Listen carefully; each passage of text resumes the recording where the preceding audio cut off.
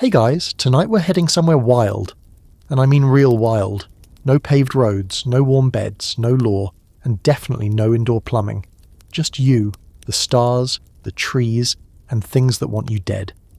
Yeah, we're talking about the life of the deadliest frontiersman the world tried to forget. Deathwind. Before we get too deep, let's get real. You probably won't survive this. Not because of bears or bullets, though there's plenty of both, but because this life is built from frostbite, betrayal, and brutal choices that chew at your soul. So before you get comfortable, take a moment to like the video and subscribe, but only if you genuinely enjoy what I do here. I don't want fake fans, just the kind who can handle a little blood in their bedtime. Also, what time is it for you right now? And where are you watching from? Drop your city and your hour below. I want to know how many of you are listening to stories like this in the dark. Now, dim the lights, maybe turn on a fan for that soft background hum, and let's ease into tonight's journey together. It begins in the middle of a thunderstorm that splits the world open. You're born in the back of a sodden cabin lashed by wind and rain, the roof leaking just above where your mother screams. The midwife keeps glancing at the door like she expects wolves, or worse, to walk through it. A crack of lightning lights the room bright as noonday, and in that instant, your mother sees something in your eyes. She won't tell anyone what it was. She dies 2 weeks later, fevered and whispering your name like a warning. They name you Jeremiah, but before long, folks in the hollow just call you that cursed boy. Animals die when you're near. Tools break in your hands. Kids don't play with you, and adults don't speak your name. You grow up wild, eating what you can trap, sleeping where you won't freeze. You learn to read animal tracks before you learn to read words. Most importantly, you learn silence. The first historical fact? This is the mid-1830s, somewhere near the Missouri River, before the West was really the West. This is still the frontier's soft underbelly, scattered trappers, forgotten tribes, and ghost towns that never made it past their second chimney. And you, somehow, are a part of it all. Not by choice, not by bloodline, by force. Your father, if you can call him that, is a whiskey runner and gambler who vanishes before your third winter. You remember him mostly as a smell, sweat, gunpowder, and sour mash. The only thing he leaves behind is a rusted knife with a notch in the hilt and a name carved on the blade. Mercy.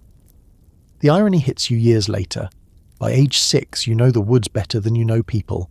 You followed bobcats, climbed icy trees for squirrel nests, and once slept inside a gutted elk to survive a storm. You think that's normal. Doesn't everyone live like this? One thing that sets you apart, you don't get sick. Never have. People start to notice. Old Widow Maureen swears you're a devil's child. She's the first person to throw a stone at you. She won't be the last. Now, here's the fringe fact of tonight's section. A local preacher, terrified of your storm-born legend, tries to exorcise you when you're 9. Not metaphorically. He actually ties you to a barn post, chants, and throws ash in your face. You bite off part of his ear and run. People start calling you the wind's mistake. The nickname doesn't stick, but the story does. At 10, you kill your first animal with nothing but a sharpened stick and your bare hands. It's a raccoon, and yeah, maybe that's not very legendary. But you didn't kill it because you were hungry. You killed it because it attacked a dog you liked. That's the first time you realise something. You don't kill for sport, or even for food if you can help it. You kill when there's no other option, and when you do, you're fast, calm, efficient. Like the part of your brain that should hesitate just doesn't exist. And that right there is where the scholarly debate begins. See, some people argue you were just a product of your time, a tough kid in a tough world, doing what it took to live another day. Others say something else was going on, something not quite human. They talk about your uncanny survival streak, how you always showed up at the worst possible moment, like a walking bad omen. Some even whisper that your mother wasn't alone when she gave birth, that the storm itself was your real father. Yeah, fringe theories get weird, but the point is, your legend starts early. By 11, you're living full-time in the woods. By 12, you haven't spoken to another human in months. You don't need to. The land talks. The wind whistles secrets. Birds warn you of predators. And then, one night, it all changes. You hear something big outside your lean-to. At first you think it's a bear, but it's too quiet. You crawl out, knife in hand, and there it is. A mountain cougar, eyes glowing like coals, tail twitching. It leaps. You don't scream. You don't cry. You drive the blade in just below the jaw and hold on. You remember the hot stink of blood, the way the cougar spasms before it collapses on top of you. You lie there for a while, too stunned to move.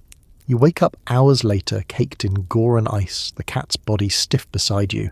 That's the night your name changes, though you don't hear it yet. Somewhere, not far off, a trapper will find the cougar's corpse, recognize the tracks and say, "That's no child's doing. That's Death Wind." He doesn't mean it kindly, but it sticks.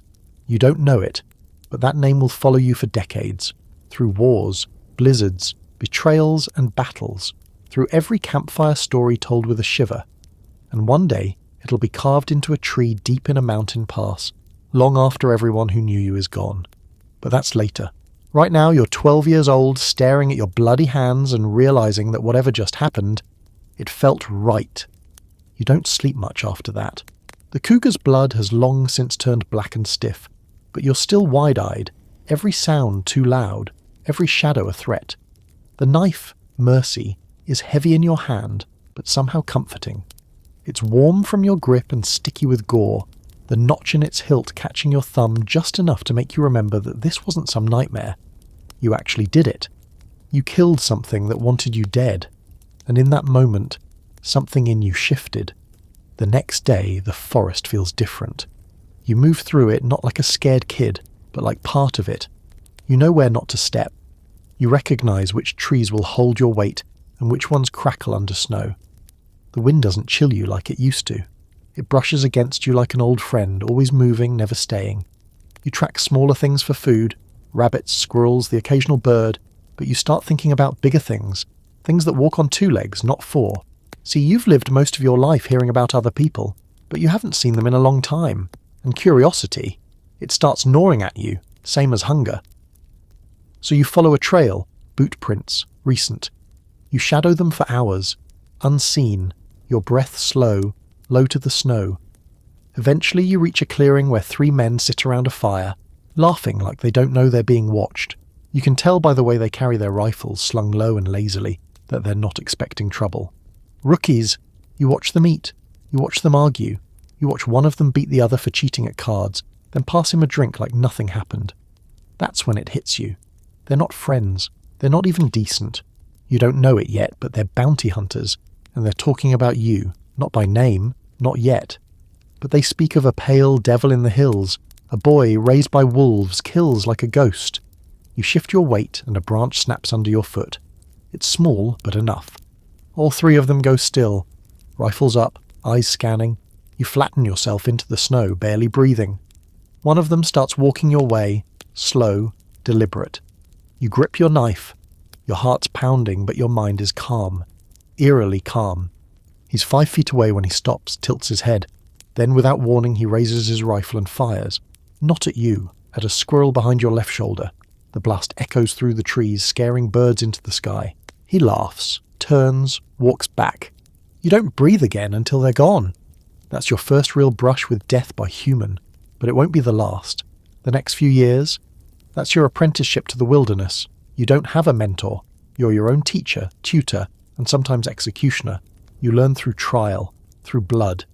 By 13, you can set 10 snares in under an hour and not catch the same species twice.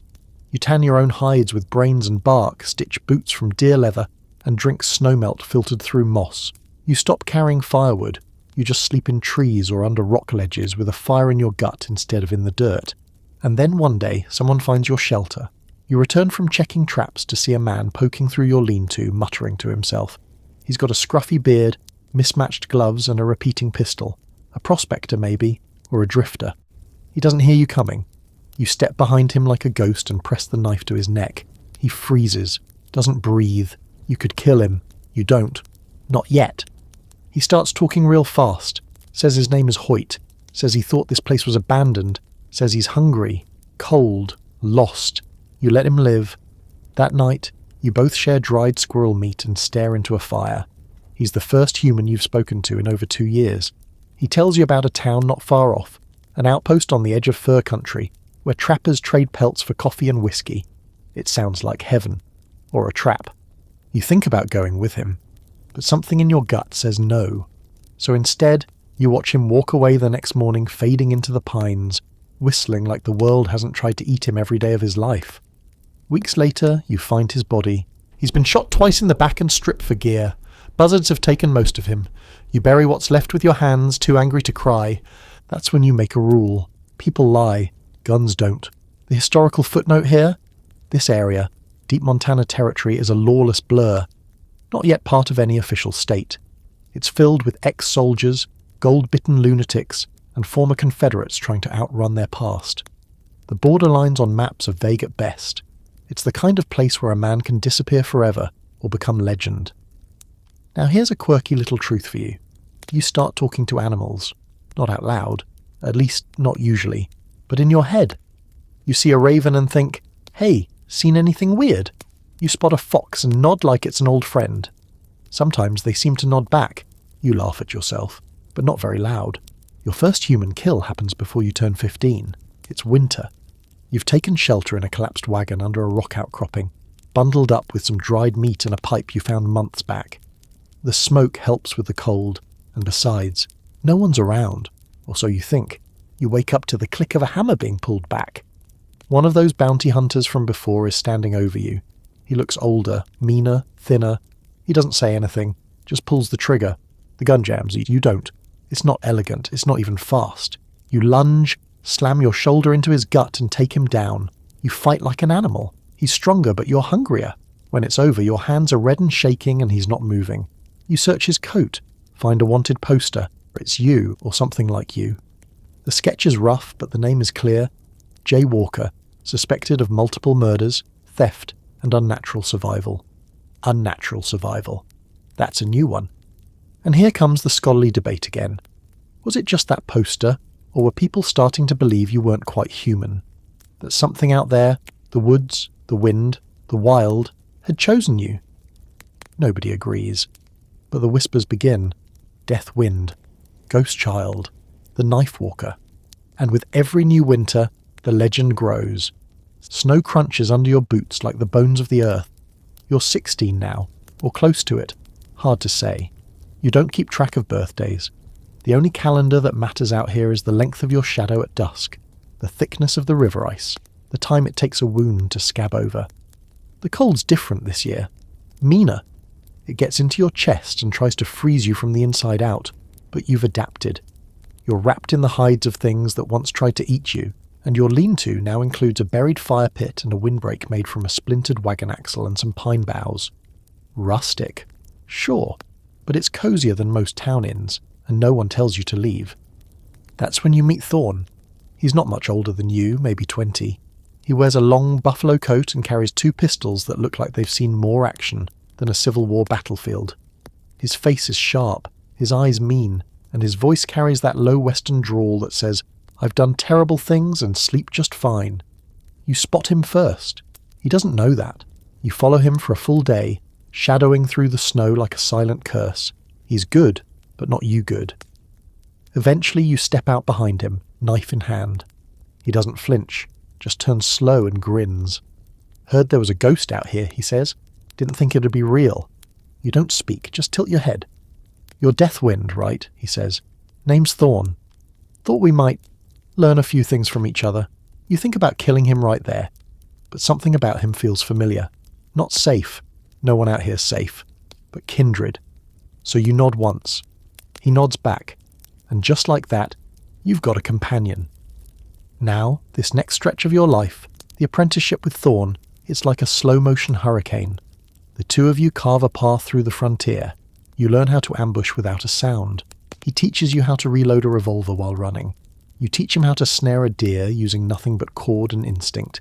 He teaches you how to win a knife fight in a cramped saloon. You move together like smoke, unpredictable, untouchable. Word spreads fast. Sometimes you trade pelts in tiny mountain towns, and sometimes you take more than you trade. A few places start refusing you outright. Doors close when you walk down the street. Dogs whimper and crawl under porches.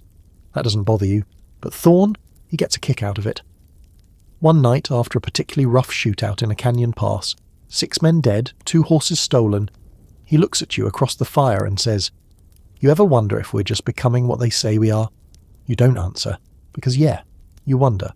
But also, what's the alternative? Here's the historical fact. The 1840s frontier is expanding fast.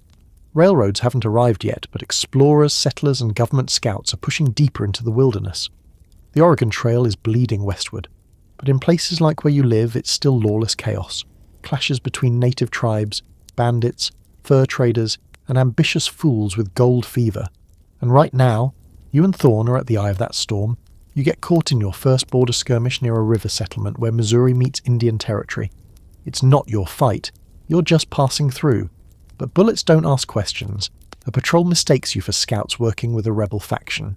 Before you can correct them, Thorne's already drawing. By the time the smoke clears, you've both got blood on your coats, and 5 men will never go home. That night Thorne drinks for the first time in front of you. He says nothing, just stares at the fire like it's whispering things only he can hear.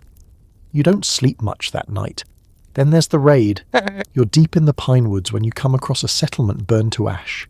Smoke still rises, bodies frozen in poses of escape, a child with no face, a woman still gripping a frying pan. You've seen death before, but this is different. Not survival, not even revenge. Slaughter. You and Thorne bury what you can, even though you know it's pointless. You find a mark carved into the doorframe of one house, 3 lines and a hook. Thorne stares at it a long time. "That's Black Drake's work," he mutters. You don't ask who that is, because you're going to find out soon enough. Now, a little quirky fact about this period. Some frontiersmen believe certain forests had moods, and if you listened close, the trees would tell you where not to walk. Some would hang bones and branches as a warning to others. You and Thorne start doing that too. Not because you believe it, but because it keeps most people away. Most people? There's one group it doesn't deter. A scout party tracks you for days. Not soldiers, not bounty hunters, mercenaries. Thorne recognizes one of them and goes pale. Says they used to ride with a man named Sheriff Clay Baddock, until Baddock hanged them for robbing a church. These men apparently didn't stay dead. You spend 3 nights fending them off. They don't talk, they don't shout, just whistle, low and sharp like wolves. On the 3rd night, Thorne is gut-stabbed. You carry him 10 miles through snow, his blood leaving a crimson trail behind you like a fuse. He survives, barely. You burn the forest behind you. That's the moment you realize. This life isn't about survival anymore. It's war. Every breath you take is one someone else wants to take from you, and you're starting to enjoy it. The scholarly debate? Historians argue whether Deathwind and Thorne were real men or composite myths created by frightened settlers. Some claim Thorne never existed, just a story added later to humanize you. Others say you never existed, that the name Deathwind was a kind of boogeyman label slapped on any violent drifter who made folks nervous. But here's what you remember. A firelit night, a stitched-up friend, a bottle of whiskey being passed back and forth like it might be the last thing on earth that's warm. You're not a hero. You're not even a villain. You're a wind through trees, a whisper in a frozen ear. You are Deathwind. Your fingers are cracked and blackened from cold, the skin split like overcooked meat around your knuckles. You don't bother wrapping them anymore. No point. Pain is just another voice out here, nagging, constant and easy to ignore if you focus on more important things, like not being ambushed in your sleep or slipping off a cliff in the dark. You and Thorne move west, deeper into unfamiliar lands. There's a rumour of work, a caravan heading into disputed territory. Trappers need protection, or someone thinks they do. That's how most of these things start. Whispers over whiskey, someone boasting about how dangerous it'll be, and someone else thinking they're more dangerous. You arrive at the camp late, just before dusk, and already there's trouble brewing. 4 wagons, 8 men, 2 women, 1 very nervous preacher, and 1 man who clearly doesn't belong. Slick black moustache, soft hands, and boots too clean for someone out here. He calls himself Claymore and says he's organising this little venture for the glory of God and gold. You'd laugh if you hadn't already seen what those 2 things do to men. He looks you up and down like a piece of questionable meat. You just stare back. Thorne spits. But money's money, and you could use some ammunition, so you sign on. The next morning you ride out. Snow hasn't started yet, but the air smells like it's planning something. The trail winds through ravines and icy flats, and more than once you spot shapes moving in the tree line. Could be wolves, could be worse. The travellers don't speak to you much, that's fine. You're not here to make friends. You walk the perimeter at night, sleep in brief fits, ears twitching at every cracking branch. On the third day, one of the oxen dies, stone cold by morning, tongue frozen to the ground. No wounds, no sickness, just dead. You recognise the signs, not natural, not clean. Something stalking the party. That night you find tracks, bare feet in the snow, human-sized, but no toes. You wake Thorn. He squints at them and doesn't say a word, just starts loading his revolver. That's when you hear the singing. Soft, ragged, female voice, coming from the woods. You gather the others. The preacher insists it's the voice of an angel. You tell him angels don't wear blood. He doesn't listen. He follows the sound. Only 2 men go after him. Only one comes back, screaming, half his scalp hanging like torn cloth. He dies before he can speak. The next morning you find the preacher's tongue nailed to a tree. From then on the party listens to you. This is the warpath. That's what locals call this stretch of wilderness. No maps, no trails, no rules. It's not marked on official charts, but anyone who's lived long enough out here knows. You don't go through the warpath unless you've got a death wish, or unless you are death. Here's your historical fact. During the height of westward expansion, certain routes, especially those bordering sacred tribal lands, were known for disappearances, often chalked up to savage ambushes. But some records suggest something stranger. Entire parties gone without a trace, wagons untouched, no signs of theft or struggle, just silence. The warpath was one of those places, and you're walking it. 3 nights later, you lose 2 more. One to exposure. He wandered too far looking for firewood, found with his face buried in snow and his heart missing. The second disappears from inside a locked wagon. Blood on the canvas. No footprints, just gone. People start looking at you like you brought this. Maybe you did. That night, Claymore pulls you aside, offers you double pay to clean this up. You stare at him for a long time, say nothing. The next day you find Claymore's neck broken, body hanging upside down from a pine branch 20 feet off the ground. Now no one blames you. They're too scared to. There are 6 of you left now, including Thorn, and that's when the storm finally hits.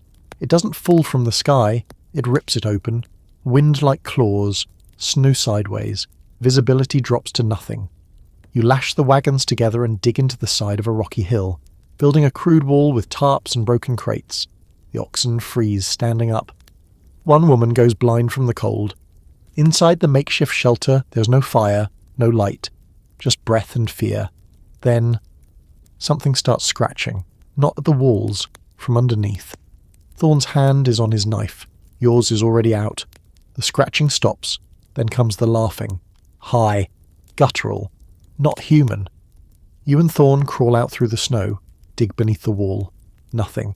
Just claw marks and a single bone, a finger, gnawed to the marrow. You don't sleep that night. Here's your fringe fact. Some tribes tell of a spirit called the Bone Walker, a cursed soul that feasts on fear and frozen flesh. They say it follows storms, mimicking voices scratching under tents, waiting for the right moment to feed. Some believe it's just a story to keep kids close to campfires. Others swear they've seen it. You start to believe it too.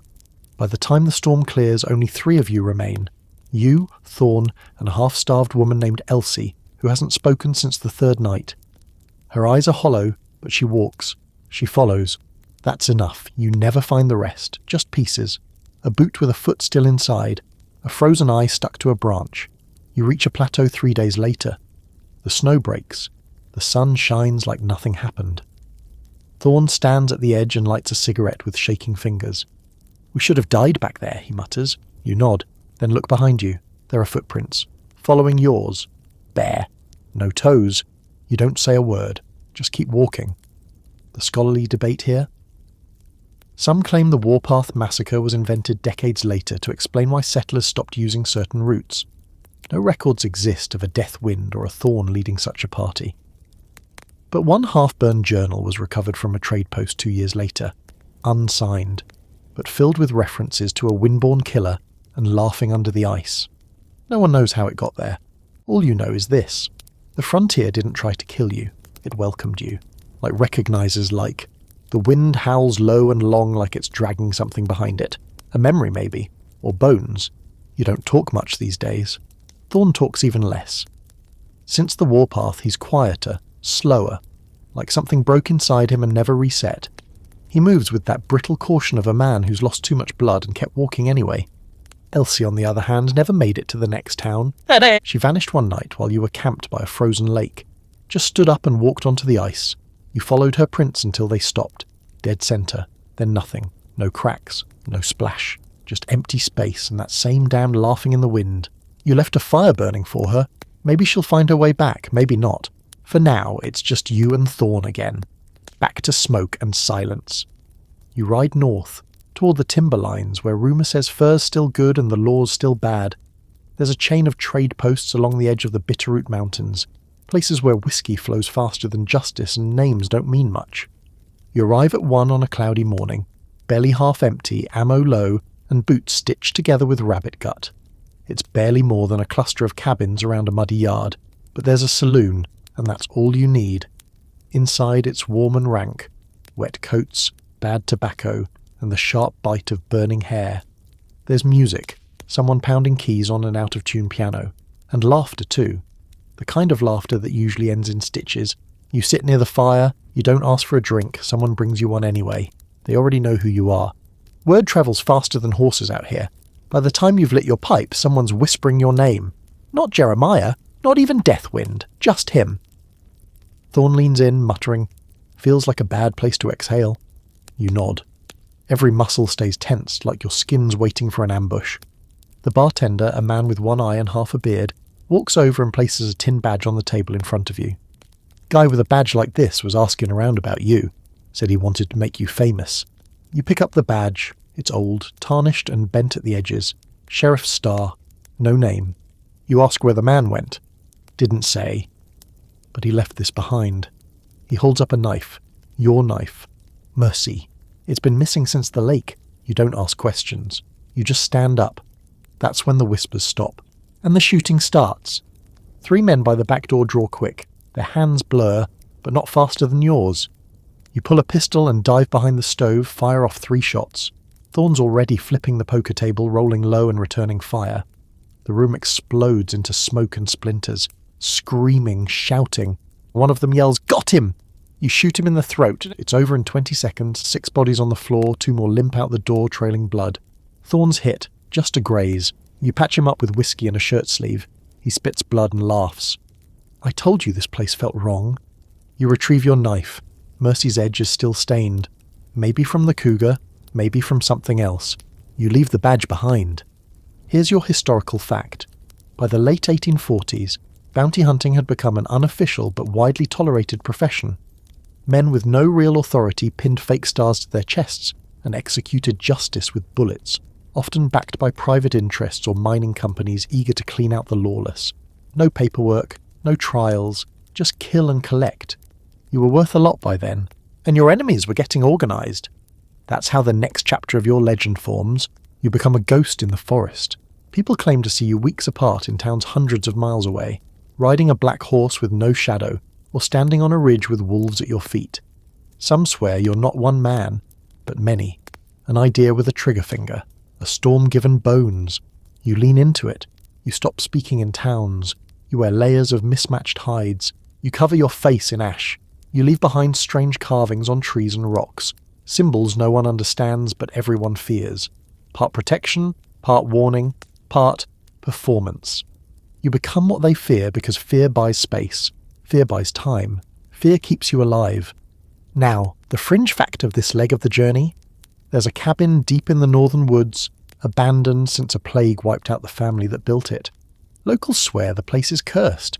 Cattle stillborn, water turns black, dreams filled with scratching and crying. You stay there one night.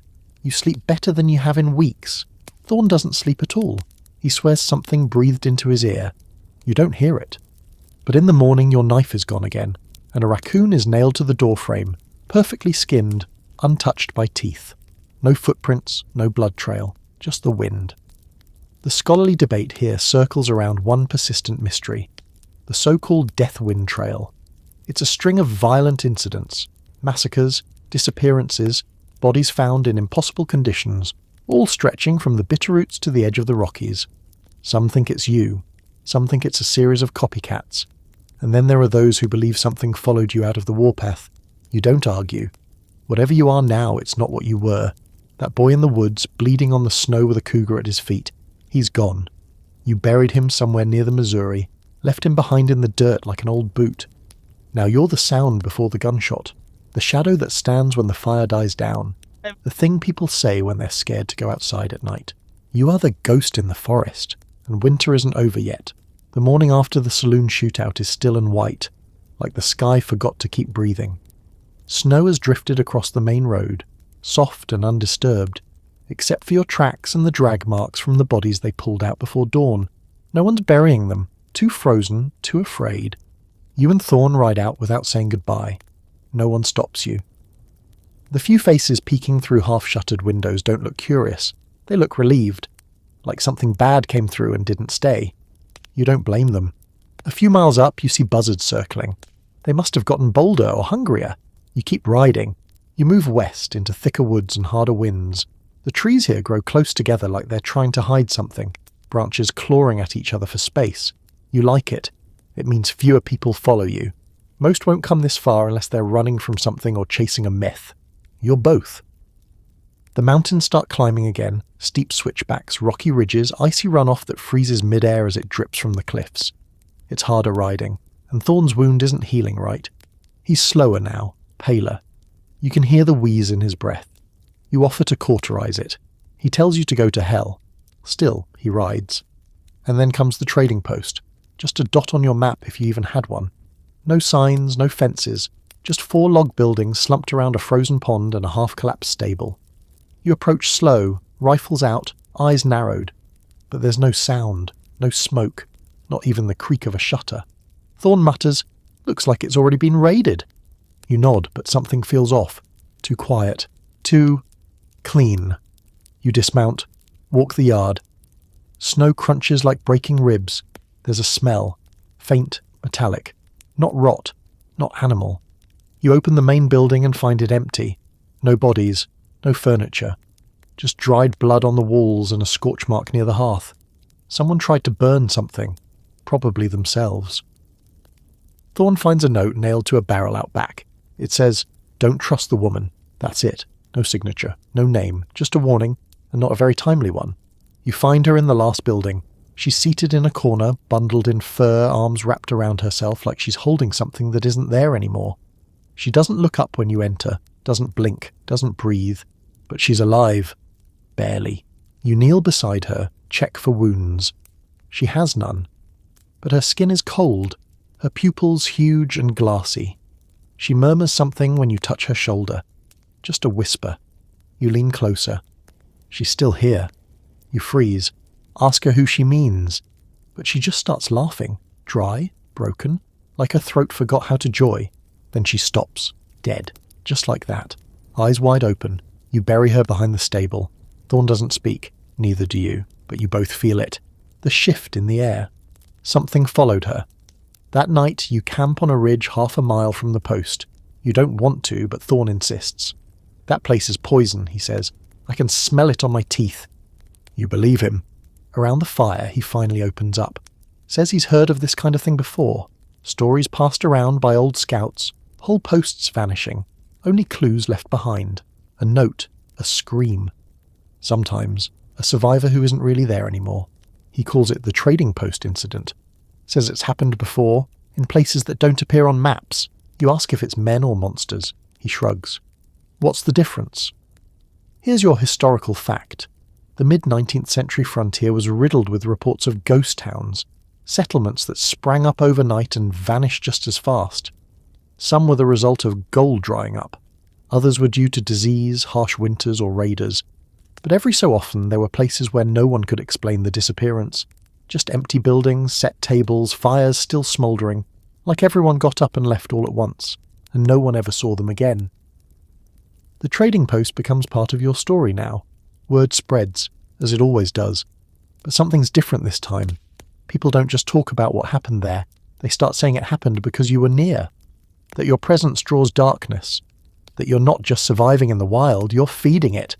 Some call you cursed. Others think you're punishment. It's not the first time you've heard those things, but it's the first time you believe they might be right. Here's your fringe fact.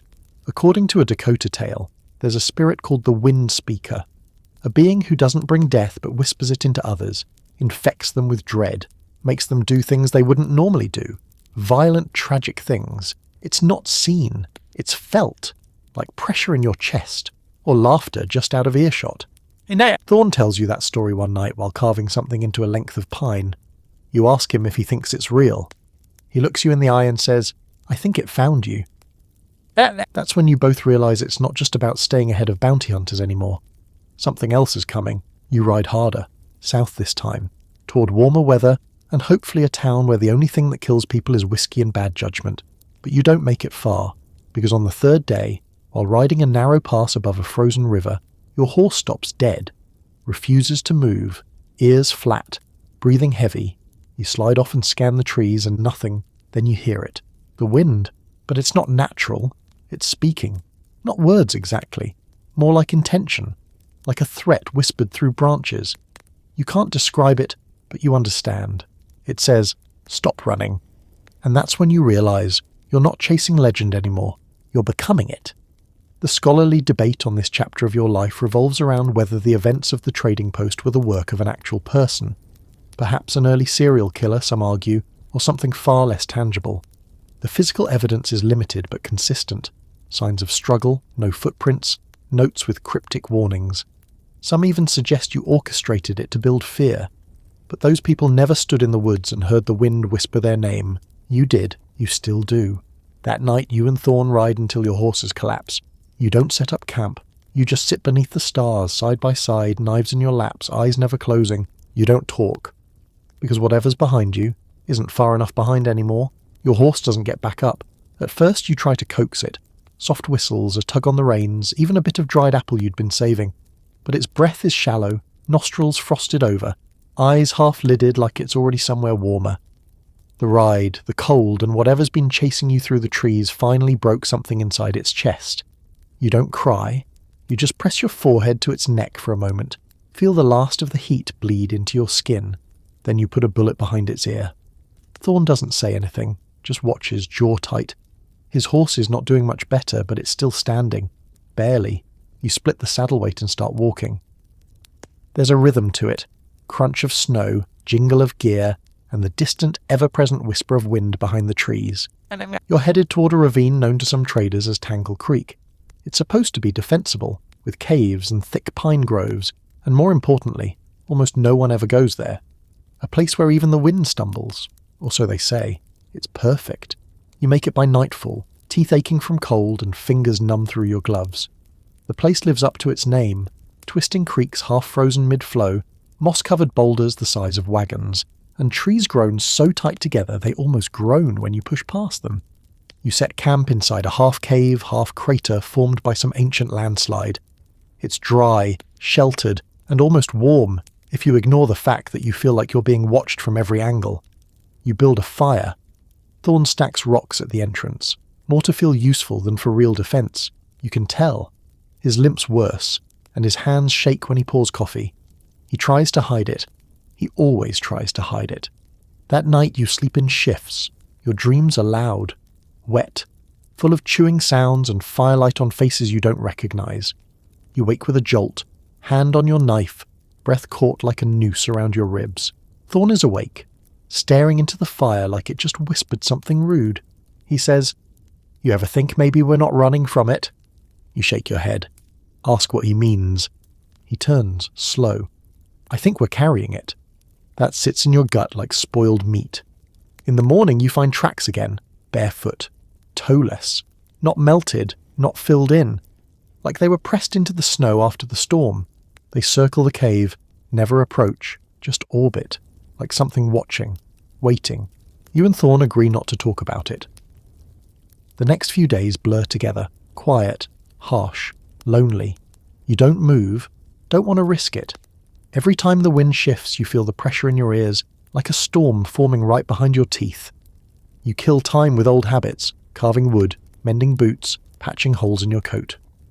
Thorn writes in a journal you didn't know he had, doesn't let you read it. But you see the words sometimes. Hollow, wrong. She never left. I think he knows. You don't ask. Now, your historical fact.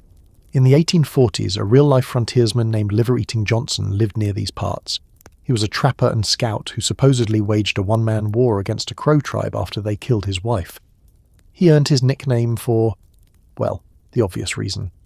Whether or not he really ate livers is debated, but his existence, and his sheer brutality, is not. Point is, there's a long tradition of men like you out here. Only difference is, they eventually die. You're starting to wonder why you haven't. On the 5th day in the ravine, Thorn doesn't wake up right away. You prod him, gentle at first, then harder. His skin is cold. Eyes flutter under the lids like he's trapped in some deep nightmare. You shake him. His mouth opens. He whispers one word, mercy. You don't know if he means the knife or the concept. That night, you finally take a walk alone. Can't sit anymore. The silence is pressing in like damp cloth across your face. You don't go far, just down toward the frozen creek, where the moon glints off the ice like polished silver. That's when you hear it. Footsteps. Not cautious ones, not wild. Just steady. Confident. You draw your pistol and crouch, every muscle tight as a snare, but no one comes. Then you see it. Your reflection in the ice. But it's not you. The figure's taller, leaner, eyes darker than the night around them. No gun, no knife, just hands. Long, pale hands. You blink, and it's gone. Just you, your breath fogging the air and the sound of something unseen backing away into the brush. Here's your fringe fact. Among certain Appalachian mountain folk, there's a belief in a creature called a fetch, a being that takes your face, your movements, even your memories, but not your soul. They say if you ever see your fetch, it means one of you's going to die soon. The only question is which one. You never believed in that kind of stuff. You're starting to now. When you return to the cave, Thorn is sitting up, staring at the fire. He turns slowly, says, I saw you leave, but you were already standing at the mouth of the cave. You don't respond, because you saw it too. The next morning you agree to leave. Tangle Creek isn't a hiding place, it's a waiting room, and you're done waiting. You pack quietly. No breakfast, no words, just motion. It feels almost ceremonial, like you're sealing something behind you that never should have been disturbed. The last thing you do before riding out, you carve something into the rock beside the cave entrance. A single word. Don't. You don't know who it's for. Maybe you. Maybe what's left of Thorn. Maybe the next fool who thinks the wild is just trees and teeth.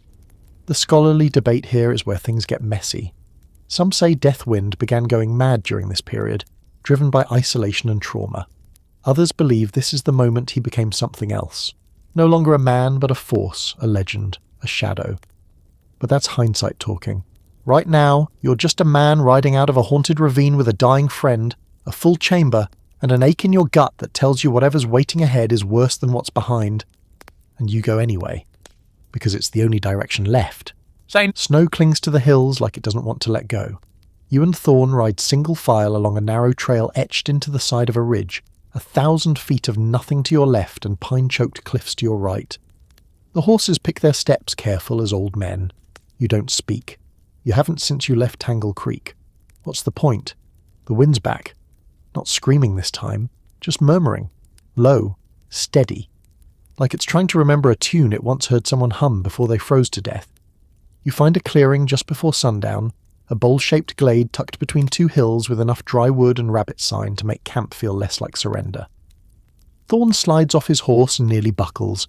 He catches himself on the saddle horn, curses under his breath. You pretend not to notice, but you do. That wound's not healing. It's going deeper, turning him slow from the inside out. You'd call it an infection, but it smells wrong. Not sour, sweet, like rotted berries or embalming fluid. You help him down without a word. The campfire feels like a lie, warmth pretending everything's still fine. Thorn eats what you hand him but barely chews. His eyes don't track the flames anymore. They drift, latch onto things behind you, above you, where nothing should be. Finally he speaks. You remember the trading post? He asks, voice dry as bark. You nod. There was something else there, he says. I didn't see it, but I felt it. And I think. He trails off. You don't press. You don't need to. Because that same feeling has been dragging behind you for miles. Something is following. Not fast, not loud, just there. Here's your historical fact. In 1847, rumours began circulating in Northern Territories about a nameless figure stalking travellers between outposts. Witness accounts were inconsistent. Sometimes a man, sometimes a woman, sometimes a shadow, but all agreed on one detail. It never left tracks. Locals called it the Pale One. Some say it was a serial killer, others say it was something else. And right now, it feels very real. That night, Thorne has fever dreams. You watch him twitch, mutter names you don't know, one hand gripping his revolver even in sleep. You hear him say, Maureen, and wonder if it's the same widow who once threw a rock at you as a kid. Funny how names come back around like ghosts. You wake before sunrise to find him gone. Not dead. Gone. No tracks. No blood. Just his coat folded by the fire. You search for hours. Scream his name until your throat cracks. You find nothing but quiet trees and frozen air. And then, as the sun finally punches through the clouds, you see it. Up on a ridge high above a silhouette. Thin, tall, watching. It doesn't move. You raise your rifle. It vanishes. Not behind something, not down, just gone. You stay there a while. Long enough for your fingers to go numb again. Long enough for the sun to shift and cast the clearing in gold. Then you pack up, fold Thorne's coat and tie it to your saddle. You ride on, alone, again. Let's talk enemies. By now yours have names. Some you gave them. Some gave themselves. Some you've never met but have dreamed about anyway. They come in all shapes. Bounty hunters, blood-feud kinfolk, cutthroats with nothing better to do than chase a legend through snowstorms. But they all have one thing in common. They want you gone. There's a reason. It's not just the stories anymore. It's not just revenge or coin or even justice. It's fear. Fear that something's loose in the wilderness, and if it's not stopped, it'll crawl into town and remind folks what the world really looks like outside their fences and lamps. So they send people. One of them is Marshal Brigham Pike. You hear his name first from a fur trader, a sour man with frostbitten fingers who won't make it to spring. Pike's the one that doesn't miss, he says. Killed a man at 80 paces through a blizzard. He's coming for you. Already crossed the Big Horn. You nod. Pocket the information. Marshal Pike becomes a shadow in your story. An echo you can't outrun. A man built like a coffin with eyes that don't blink. They say he hunts by instinct. Sleeps with his boots on. Talks to his horse more than people. And once he starts tracking, he doesn't stop. Ever. You hear about him again 3 days later at a burned-out ranch house. Blood frozen on the floor. A woman and her son, both shot clean through. A note carved into the door with a knife. I'll see you soon. You don't know if it's from Pike or someone else, but it's for you. Now, the fringe fact for this part of the tale. In certain mountain towns, bounty hunters used to carry death totems, small carved dolls or bones, often soaked in blood or urine, believed to ward off the bad luck that came with tracking killers. One story tells of a man who carried the scalp of a murderer in his coat for 10 years. Said it kept him safe until it didn't. You never carried anything like that. You are the thing people ward against. By the time you hit the next settlement, your face is raw from windburn, and your horse's ribs show clear under its hide. The place is barely a town, 3 cabins and a saloon with no roof. But it's got warmth, whiskey, and people with more stories than brains. Inside, the barkeep doesn't even ask your name, just slides a drink across and says, "You seen what's following you?" You ask what he means. He chuckles. "You really don't know?" He leans in, breath like old tobacco and regret. There's a girl, pale as snow, no shoes, no tongue. She's always a day behind you, always humming. You stare at him. He doesn't flinch. Says 3 travellers passed her just days ago, all turned up dead, ears stuffed with moss. One had your name carved into his chest. He points to a bloodstain on the floor. Marshal Pike found what was left of him, said he's done chasing. Now he's waiting. You don't ask where, because you already know.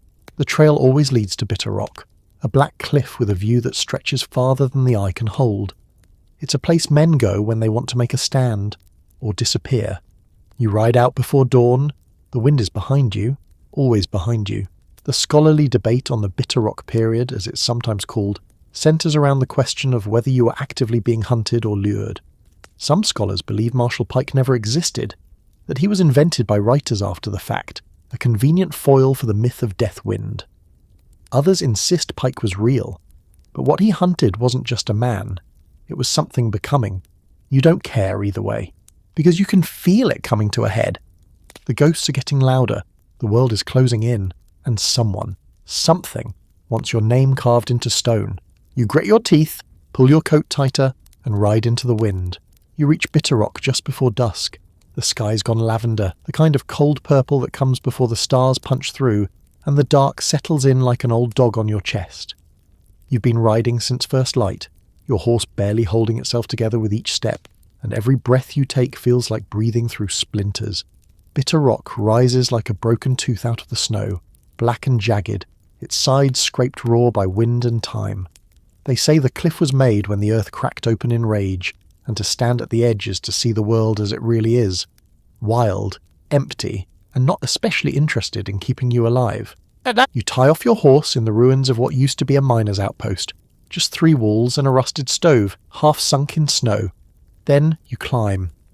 The trail is thin, winding and lined with icicles sharp enough to slit your wrist if you stumble. You don't. Not today. Your fingers are stone. Your boots drag. But something keeps you going. Not vengeance, not survival. Anticipation, because you know who's waiting for you. Marshal Brigham Pike, the ghost of justice, some call him. A man whose idea of law comes with no trial, no last words, just a bullet and a small, neat grave. You've heard a dozen versions of his story. Orphaned at 6, hanged a man by 12, shot his own deputy for sneezing during a gunfight. You don't know what's true, doesn't matter. He's here, and tonight you're going to meet him. You crest the ridge just as the sun dies. The world below is all shadow and chill, and there he is, sitting on a rock, cleaning a rifle that gleams like a snake. He doesn't stand, doesn't smile, just says, "Took you long enough." You stay where you are, 10 paces away, close enough for a kill shot, but not too close. Pike's older than you expected, grey at the temples, eyes sunken, but his hands are steady, still fast. He sets the rifle across his knees like it's not even loaded. "You know what this is about?" he asks. You don't answer. He chuckles. "Didn't think so. Thought maybe you'd have a reason, a confession, something poetic." You blink once. The wind howls behind you, pushing at your back. Pike gestures to the cliff. "You know how many people you've scared half to death just by existing?" You shrug. He leans forward, spitting a string of tobacco that freezes mid-fall. "You think I care about the killing? Hell, most of them deserved worse. But the stories, Deathwind, the stories are what got folks rattled, what got me sent after you. Governors don't like ghosts they can't hang." He stands, slowly, and you feel it in your spine. The standoff has begun. Here's your historical fact. Duels in the Old West weren't like the movies. Most didn't happen at high noon. They happened at dusk, in alleys, in snow, in shadow, and they were fast. Most over in under 2 seconds. The man who moved second usually walked away. Pike starts to pace. "You know I never believed the stories. Not the girl with no tongue, not the cougar, not the one about you crawling out of a burning cabin with 6 bullet holes in your back." He pauses. "But I saw what happened to those men back in Dry Fork." He doesn't finish the thought. Doesn't have to. You remember the corpses, limbs bent the wrong way, eyes missing, a note carved in a thigh that said, "He's not yours to kill." He pulls his coat back, showing the revolver on his hip. It's a custom piece, bone handle, extra long barrel, no fancy etching, just a little notch near the trigger, one for each man he's put down. There are a lot of notches. You rest your hand near your own holster, mercy's in your belt, cold against your spine, and no more words as just breath, wind, and then the shot. Pike moves first. That surprises you, but not enough. You drop, roll, fire. Your bullet rips through his coat, shoulder high. His catches the brim of your hat, tears it off your head. Another shot. Yours hits rock. Another. His. Grazes your ribs. You charge. It's not bravery. It's instinct. You slam into him, knock him back toward the cliff. He punches you in the side of the head so hard your vision whites out. You feel the edge under your boots. Hear the ice groan. You draw your knife. Mercy. He swings his revolver like a hammer. Cracks your forearm. You drop the knife. He's strong, but you're meaner. You get a hand around his throat. Drive him back.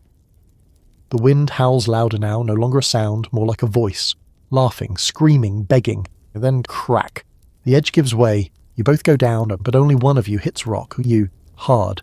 Pike is gone. Vanished. You scramble to the edge, expecting a broken body on the stones below. But there's nothing. No blood, no gun, no corpse, just wind. You sit back, bleeding, breathing, alone, again. Here's your fringe fact. Some cultures believe that cliffs are thin places, where the veil between worlds is paper thin, where spirits step through, where old debts are collected. Bitter Rock, some say, is one of those places. Maybe Pike wasn't meant to die by your hand. Maybe something else claimed him, or maybe he was never real at all. The scholarly debate here? It's the duel no one can confirm, no witnesses, no body. But records show Pike stopped reporting in that year, vanished without a trace. His badge was found a year later, atop a cairn of black stones placed neatly at the edge of a cliff that doesn't appear on most maps. Your legend doesn't shrink after this, it bloats. Now they say you can't be killed, that you killed death itself and took his hat. You don't argue. You just ride back down the mountain. One bullet left in your gun. Mercy still on your belt. And the wind, always behind you. You don't speak to anyone for 3 weeks. After Bitter Rock, something changes. It's like the world's quieter, but not in the peaceful kind of way. More like the quiet you hear when you're being watched, or when something wants to speak, but is waiting for you to listen first. You ride south again, past the edge of the mountains and into a valley where the frost lifts just enough for the earth to breathe. The rivers run again, the trees get greener, animals come back. You think, maybe it's over. It's not, because one night at a fire made from mesquite and dried sage, you meet her. She walks into your camp like she's been there before. No sound, no introduction, just presence. A tall woman with skin like sun-warmed copper and a rifle slung across her back like it's a decoration. She doesn't ask for permission, just sits across from you and warms her hands. You wait. She says, "I heard you killed Pike." You nod once and she smiles. "Took longer than I expected." That's the first time you look her in the eye. She has the kind of stare that feels like a blade, not sharp at the tip, but slow and soaring, testing your edges. You don't look away.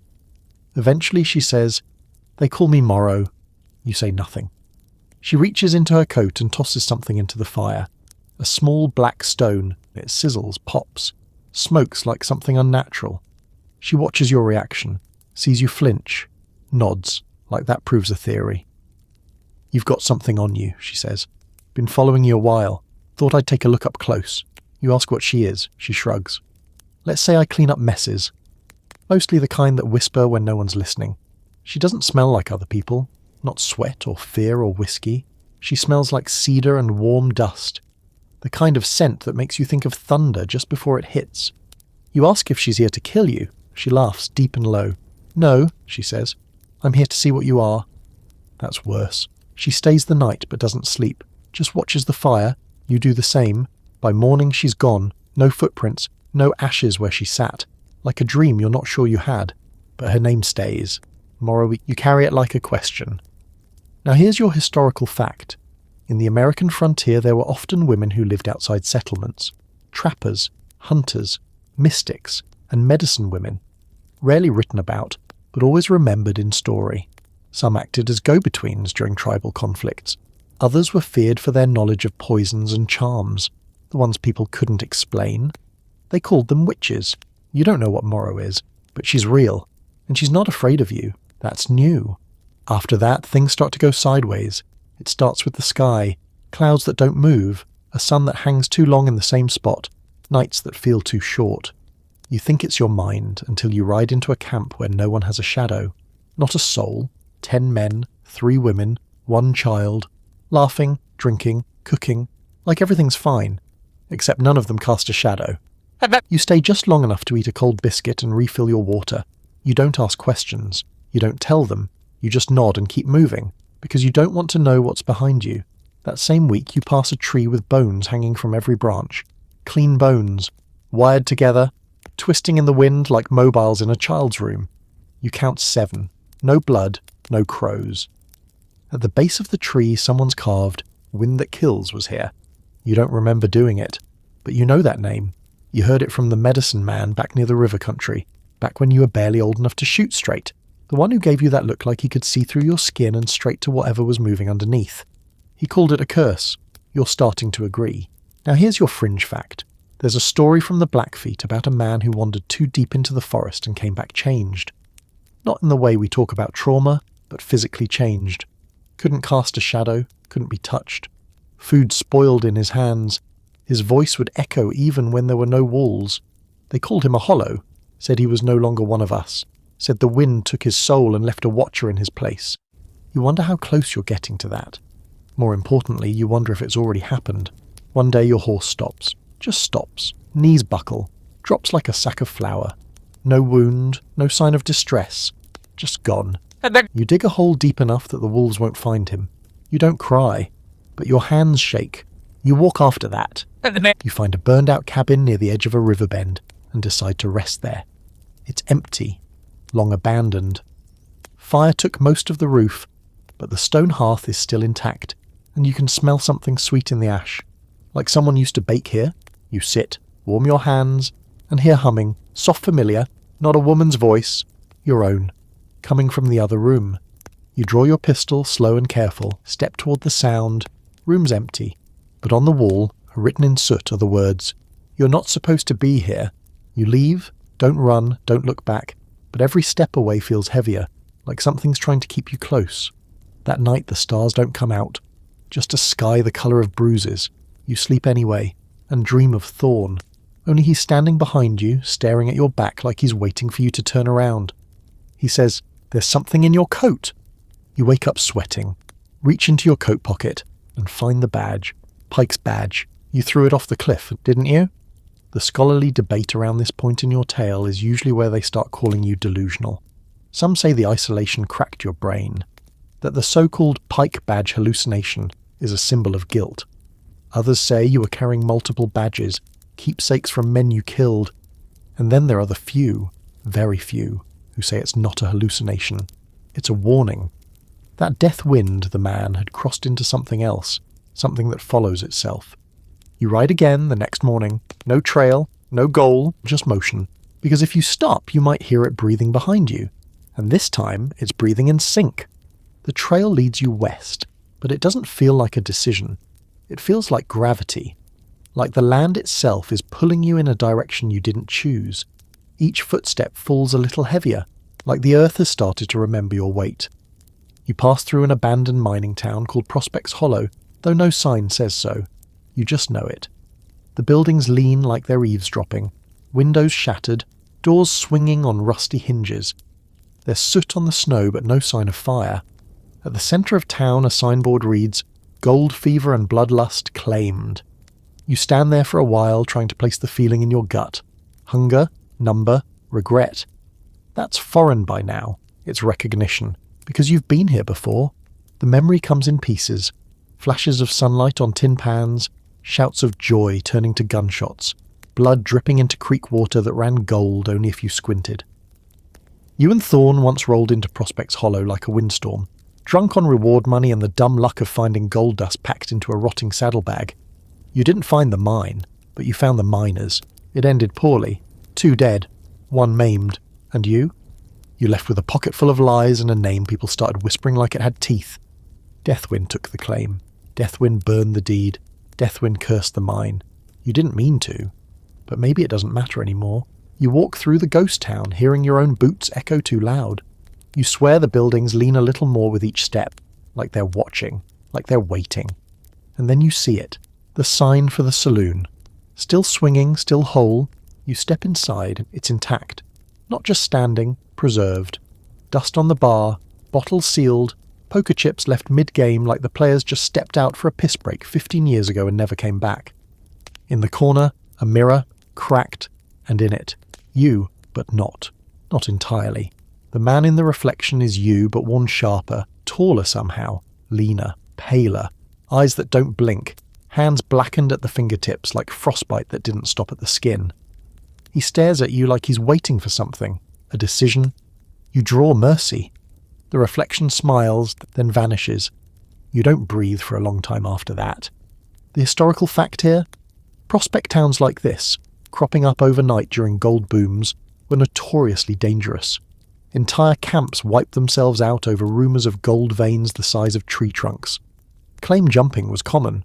So were duels, so were massacres. Prospects Hollow doesn't show up on any official record, but the story is whispered in nearby settlements, a place where everyone went mad. where even the gold turned red. And here's your fringe fact. Some frontier legends say gold has a spirit. Not metaphorically, literally. They believed it speaks to certain men, drives them with whispers, burrows into their bones until they'll kill for just a glimpse of it. That's why some called it hollow fever. That's where the town got its name. You leave the saloon, step into sunlight that doesn't feel warm anymore. A crow watches you from the bell tower, not moving, just staring. You keep walking. That night you make camp on the outskirts, near the old creek. The sound of water is oddly soothing, almost enough to forget that it once ran red with someone else's teeth. You're almost asleep when you hear the clang. Metal, sharp, close. You're up instantly, pistol in hand, scanning. Nothing moves. Then another clang, behind you this time. You whirl, just a pickaxe hanging in midair, not dropped, not thrown, just hanging. It drops, buries itself 2 inches into the frozen dirt. You stare at it until morning. The next day you leave fast. Don't look back. But as you crest the ridge, you hear something low. A voice. You owe us. It doesn't sound angry, just patient. The scholarly debate here centres on whether Prospects Hollow existed at all. Some claim it was a tale born from guilt, a ghost town created in the minds of those who'd seen too much and wanted to blame something else. Others say the town did exist, but it was swallowed up by time and trees like so many other places that didn't make the maps. But the most curious part, a mining company from Chicago once sent a surveyor into the region after hearing rumours of a cursed strike near a ghost town. He never returned, but his journal did. Found floating in a creek, waterlogged and open to a single page. It read, "Deathwind is real, and he's not alone. You keep moving. Every town you pass through now has a whisper waiting for you. Sometimes you hear your name before you dismount. Sometimes it's carved into the door. Sometimes it's written in blood. You're not a man anymore, you're a forecast. People feel you coming, like a storm. The first thing you notice is the silence. Not the regular kind. Not the hush of snow or the lull before dawn. This is the other kind. The kind that sucks the air from your lungs and presses your eardrums inward, like the world itself is holding its breath. You're not sure how long you've been riding when you notice the trees thinning and the shadows getting longer. One moment you're following a crooked trail through a ravine, and the next you're out in a flat stretch of land with nothing but wind, grey sky, and a single wooden structure on the horizon. It's not a town, not a cabin. It's a gallows, tall, fresh, still stained from the last hanging. You dismount slow, your legs stiff and knees aching, and walk toward it like you already know what's coming. You've seen plenty of nooses in your life, some you dodged, some you deserved, but this one feels personal, because tied to one of the gallows support beams is a sign, and it has your name on it. Jeremiah Walker, wanted dead.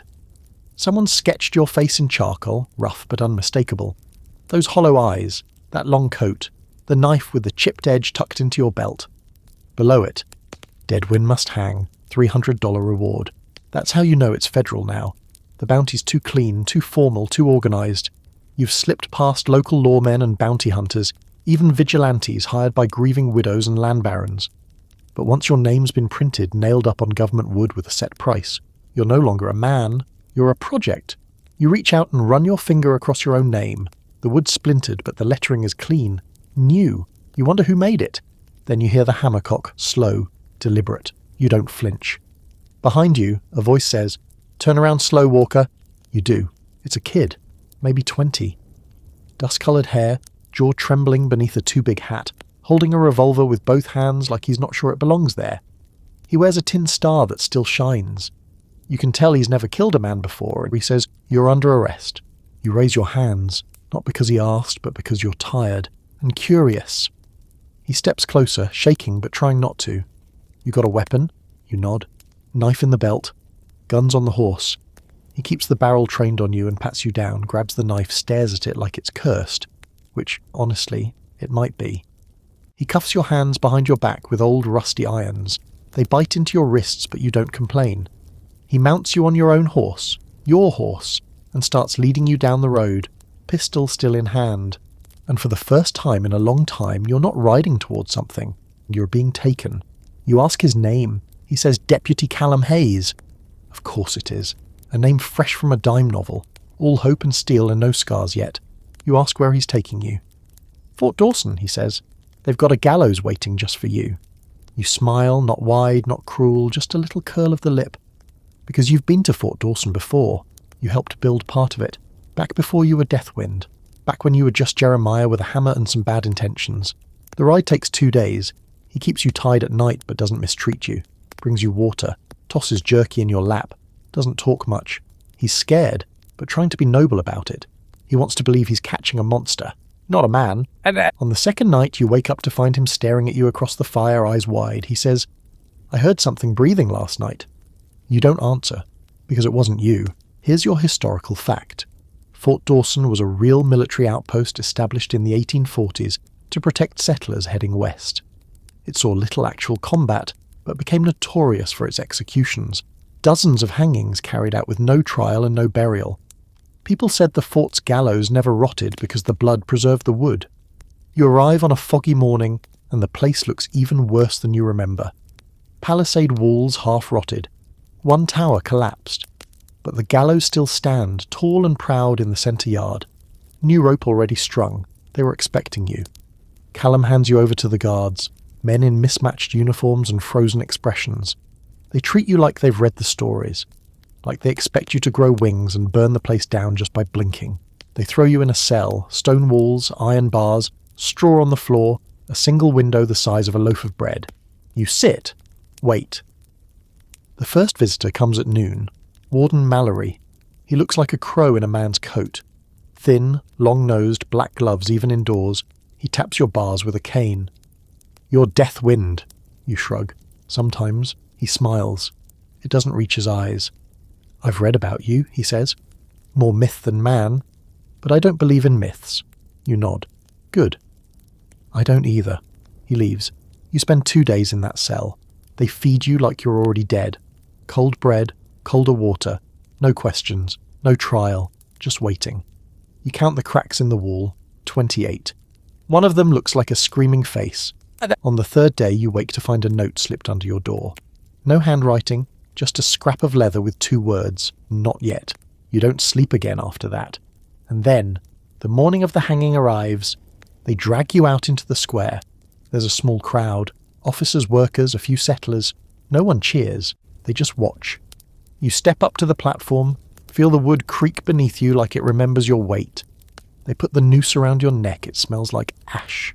Warden Mallory reads the charges: murder, robbery, disturbance of peace, assault, arson, impersonating a government official, cannibalism. That last one makes your eyebrows twitch. Then, right as they pull the lever, the rope snaps. You hit the ground hard, knees first, head ringing. There's screaming, gunfire, smoke. Someone cuts your cuffs. You don't see who, just a shadow in the chaos. You grab your knife from the ground. The guards fall back. You roll under the gallows and disappear into the fog. By the time they figure out which direction to shoot, you're gone. Again. Here's your fringe fact. There are historical accounts of execution ropes breaking. Rare, but real. In some cultures, that was considered a divine sign. The criminal was spared, their sentence reversed. In others, it was seen as a curse, a spirit refusing to take the soul offered. In your case? Well, nobody knows who cut that rope, but they know you didn't die. The scholarly debate? Some think this was orchestrated, that Deathwind had accomplices, followers. Others believe the rope was faulty. But there's one curious detail in the warden's final report. He claimed the rope had been inspected minutes before the execution, and was made of iron-twisted hemp, which, as anyone will tell you, does not break, but that day, it did. You spend the next week underground, not metaphorically, literally. A half-collapsed mine just north of Fort Dawson becomes your shelter. It's pitch black inside, always damp, and smells like rust and regret. You build a fire out of splintered beams and rail ties. The smoke curls up into the cracks overhead and disappears, like the mountain's been waiting to exhale. Your knees still ache from the fall and your throat is bruised where the noose caught you, but you're alive. Again. Somehow. You run your fingers along your neck and feel where the rope bit in. It's not a scar. Not yet. Just a memory with teeth. Every time you close your eyes, you hear the snap. Feel the weight vanish beneath your feet. And then, like an echo delayed by distance, you hear the whisper. Not yet. You didn't imagine it. You know that voice. But you don't know from where. You rest for 2 days, eating cold beans and rainwater caught in your hat. You think about riding out, starting over, heading west until the stories stop. But you know better. Stories don't stop. They evolve. You're not just Deathwind now. You're the man the rope refused. That kind of thing spreads. And it does. By the time you ride out of the mine, you're already being hunted again. Only it's different this time. More coordinated. Not just bounty hunters and local fools. This time it's organised men. Hired hands. Agents with letters in their pockets and contracts signed by someone too far away to ever see your face. You see the signs. A pair of scouts 2 days behind you, taking turns tracking and covering. One leaves boot prints too clean for a wanderer. Another cuts notches into trees to mark distance, but in a pattern only read by professionals. You're not being followed, you're being boxed in, so you cut east, into the Badlands, where nobody sane follows. Your horse dies 2 days in. Heat stroke. You'd hoped the cold would stay longer, but the season's turning fast. You bury her beneath a crumbling bluff, say a few words, not for her, but for yourself. You feel lighter without her, not better, just less tethered. You walk on foot after that, sunburned, thirsty, hallucinating by the third day. That's when you meet the medicine man. Or maybe just a man, he doesn't have a name. Or maybe you're too far gone to hear it. He finds you slumped under a stone arch, mouth full of sand, and pours something bitter down your throat. The next few hours, or days, are a blur. Fever, fire, whispers in a language that sounds like a river trying to remember how to sing. When you come to, you're lying in a cave with walls painted in symbols. Some you recognise, some make your teeth ache just looking at them. He sits across from you, eyes pale like morning mist, mouth unmoving. He doesn't speak in words, he thinks at you, and you understand. He calls you by the name you thought long buried, Jeremiah.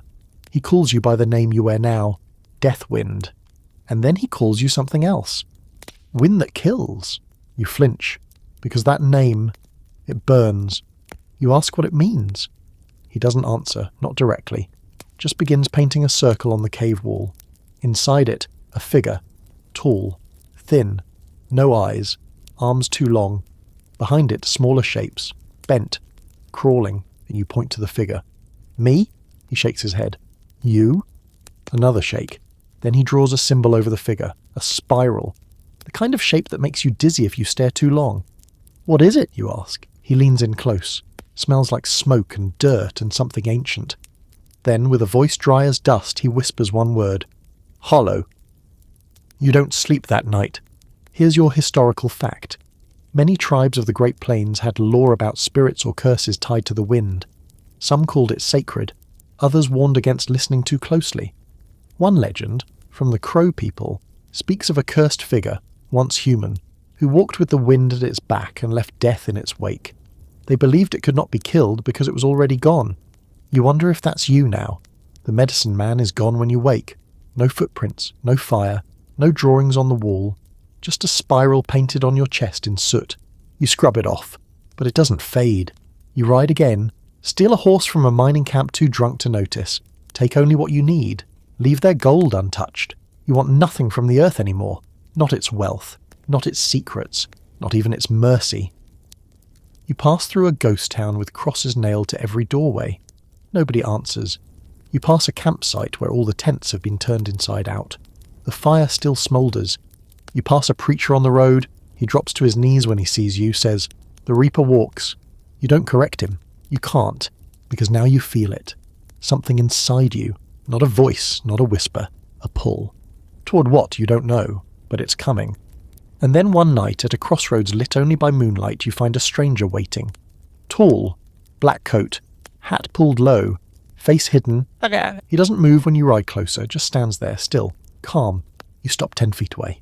He raises a hand, points at you, then points at the horizon, and says, "They're waiting." You blink. He's gone. Not vanished, not disappeared, just not there anymore. You check the ground. No tracks. Of course. Here's your fringe fact. In certain desert regions, cowboys spoke of crossroad phantoms, beings that only appeared at forks in the trail during moonlit nights. Said to be omens, sometimes warnings, sometimes guides, but always there for those too far gone to come back. You reckon you're one of them now? The scholarly debate here centres on whether the medicine man and the spiral symbols represent a descent into madness or a transition into folklore. Some argue that Jeremiah Walker died at Fort Dawson, and everything after is just legend. Others claim this is when the myth was born in earnest. But if you ask yourself, you know, death didn't take you. Because something else already had. You ride for days, maybe weeks. You stop counting. The landscape stops making sense. Trees where there shouldn't be trees. Rivers that run uphill. A flock of birds that flies in a perfect circle for so long it starts to feel personal. Your compass spins. Your map's just lines now, scratches in the hide that could mean anything or nothing. Eventually you find a wagon train, or more like it finds you. You crest a ridge and there they are, just waiting. 7 wagons, 24 people, a few oxen. No guards, no scouts. Just a cluster of tired eyes and splintered wheels standing still in a field like someone forgot to finish the story. They look up as you approach, not scared, not surprised, just resigned. You dismount. Your legs ache in a new way. A woman meets you halfway, worn shawl, wind-chapped face. Maybe 30, maybe 60. It's hard to tell out here. She says, "We need a guide." You don't speak. She nods anyway. Like your silence is agreement. That's how it starts. You don't ask where they're going. They don't ask where you came from. That's the deal. That's the only way these things ever work. So you ride at the front, eyes always on the horizon, ears peeled for more than just wolves. Because wolves at least make sense. The first night, a man disappears, middle-aged, quiet, spent the evening sharpening spoons for no reason anyone could explain, vanished from his bedroll, no blood, no prints, just his boots, left side by side, facing east. The second night, the oxen refuse to move.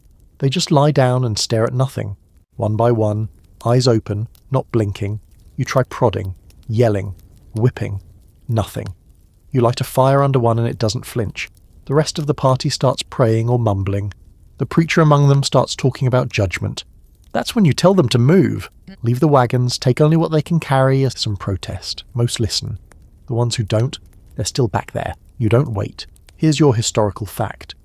Many real wagon trains travelling west in the 19th century hired freelance scouts and guides, former trappers, deserters, and half-wild men who knew the land better than anyone.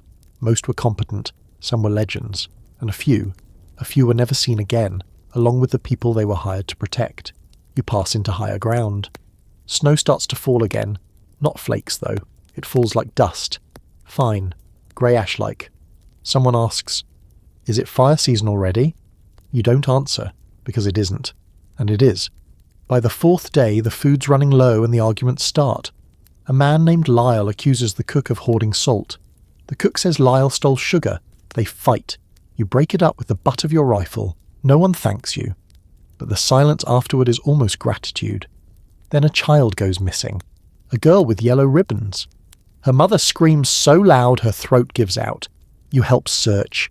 You find the ribbons tied to tree branches, too high for a child, too neatly spaced. You don't follow the trail, because you've seen this kind of breadcrumb before, and it doesn't lead to children.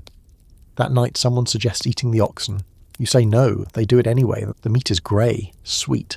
Half the party doesn't wake up the next morning. You keep moving.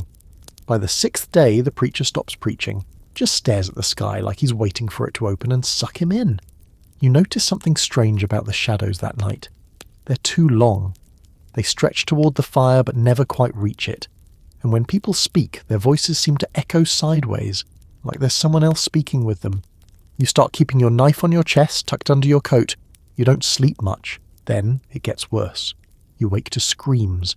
A man bursts out of the tent, clawing at his own face, says something's under his skin. You hold him down while he dies. His blood is cold, cold. No one else touches the body. You bury it alone. And when you do, you find a hand in the dirt. It's already there, not his, older, longer fingers, no nails, just bone. You cover it fast. No one needs to know. Here's your fringe fact. There's a long-standing legend among Western tribes about the Starving Path, a cursed trail that traps travellers in a loop of hunger and madness. Some versions say it's a place, others say it's a state of mind, but all versions agree. Once you've eaten tainted meat, you belong to it. You believe it now. The next night the girl comes back, the one with the yellow ribbons. She walks into camp silent, alone. You rush to her. She doesn't blink, doesn't speak, just stares at you like she's looking through you. Her mother runs to her, crying. The girl flinches, then opens her mouth, and a scream comes out, but not hers. It's a man's scream, raw, ripped from somewhere deep, the sound of someone burning alive. Then she collapses. You carry her to the fire and wrap her in blankets. She sleeps, doesn't breathe, but she sleeps. The preacher finally talks again. Just one sentence. We're already dead. You don't argue, because he's not entirely wrong. Now, the scholarly debate around this event, the so-called wagon train from hell, is chaotic. No official records exist, but scattered reports across several decades tell of missing caravans, strange skeletal remains, and stories passed down by mountain folk of a black-eyed man who led people into cursed places and always walked out alone. You were real. They aren't sure the others were. One survivor, an old woman found near a creek a year later, claimed she walked with death himself and that he warned them, but they kept eating. When asked what happened to the others, she replied, "They never stopped walking. Their feet kept moving even when their eyes went dark." On the 8th day, you lead what's left of the group out of the forest. 4 of them, that's all.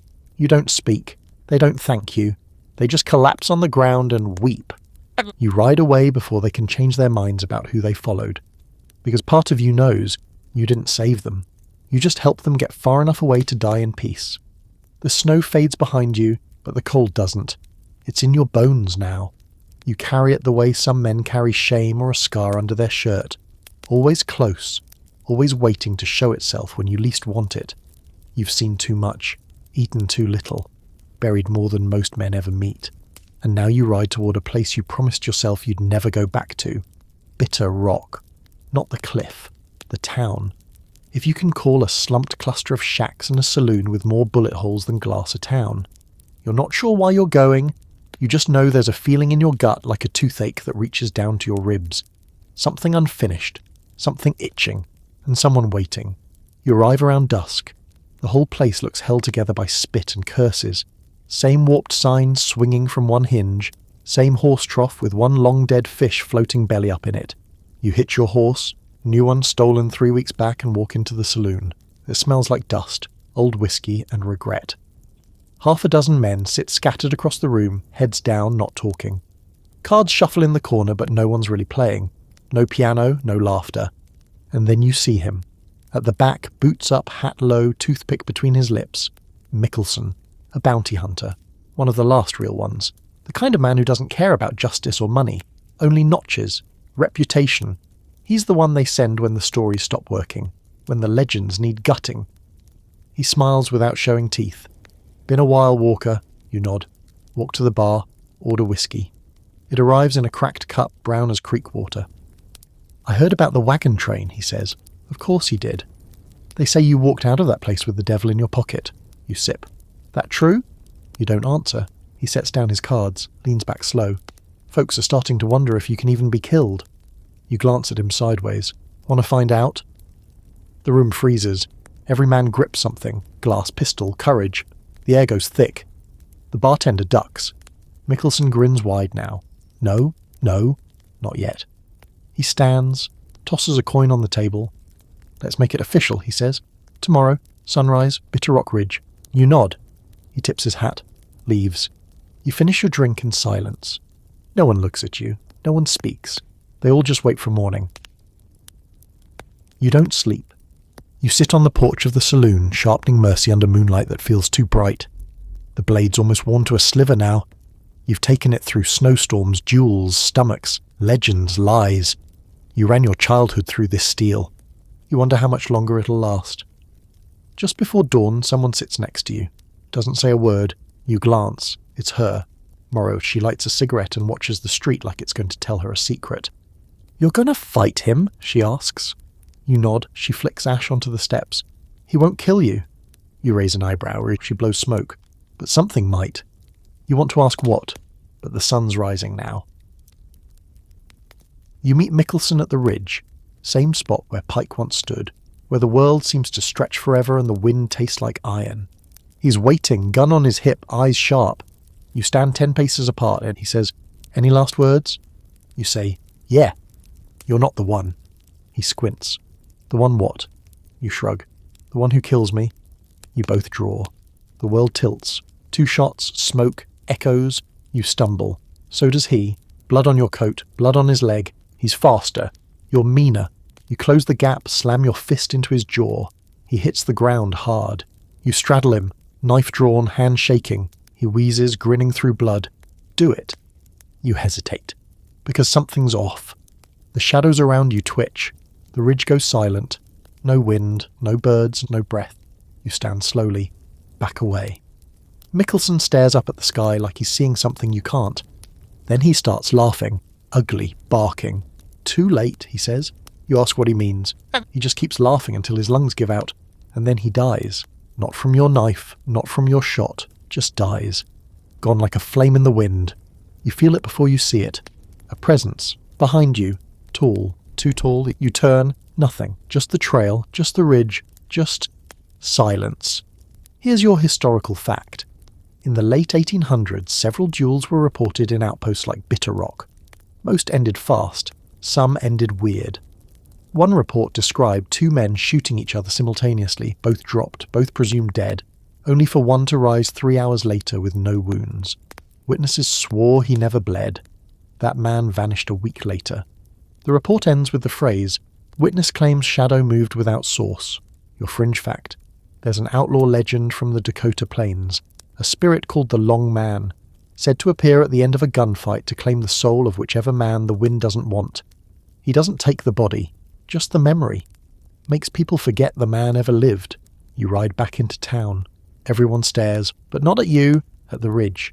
You hear whispers. Who was he fighting? I didn't see no one. Didn't he ride out alone? You realise something. They don't remember Mickelson, only you. The scholarly debate surrounding the Bitter Rock duel is a mess. Some say there never was a Mickelson. Others insist the man existed but died earlier, on a bounty gone wrong. Historians can't agree. Witness reports are contradictory or missing entirely, but every version of the tale ends the same way. Deathwind walked away, and someone, or something, erased the rest. That night you sit by the fire behind the saloon. Morrow joins you again. Nat says, "You keep outliving things that aren't supposed to die." You nod. She hands you a cigarette. You don't smoke. Take it anyway. Then she says soft, "You ever think maybe you're not walking away from death anymore?" You raise an eyebrow. When she finishes, "Maybe you're walking with it." You leave Bitter Rock at dawn, boots caked with frost, eyes dry like you forgot how to blink. The road curls out of town like a question no one wants answered. You ride it in silence, hat pulled low, wind biting at your face like a reminder you're still breathing, whether you want to or not. You don't know where you're going, only that you can't stay. Too many eyes on you, too many mouths whispering things even you haven't done yet. You ride east this time, back toward the flatlands. People don't expect that. Legends don't circle back, but you do, because there's something gnawing at your gut like an old splinter. That fort, the one where the rope snapped. Fort Dawson. You left it behind in smoke and confusion, boots pounding across frozen mud, men screaming about a ghost with a knife. But something there still feels open, unfinished, like a door cracked just enough for a hand to slip through. You ride hard for 3 days. You arrive on the 4th, and the fort is gone. Not destroyed, gone. Where there should be walls and towers and gallows, there's just prairie now. Grass, sky, a few rotted boards sunk into mud like graves without names. You dismount, walk the field. The wind whistles, low and wrong, like it's holding something in. You find the tree first. It shouldn't be there. Nothing else stands, but this one gnarled oak sits in the dead centre of the field, its bark scorched black, its branches curled like fingers mid-clench. Rope still dangles from one limb. There's something tied to the trunk.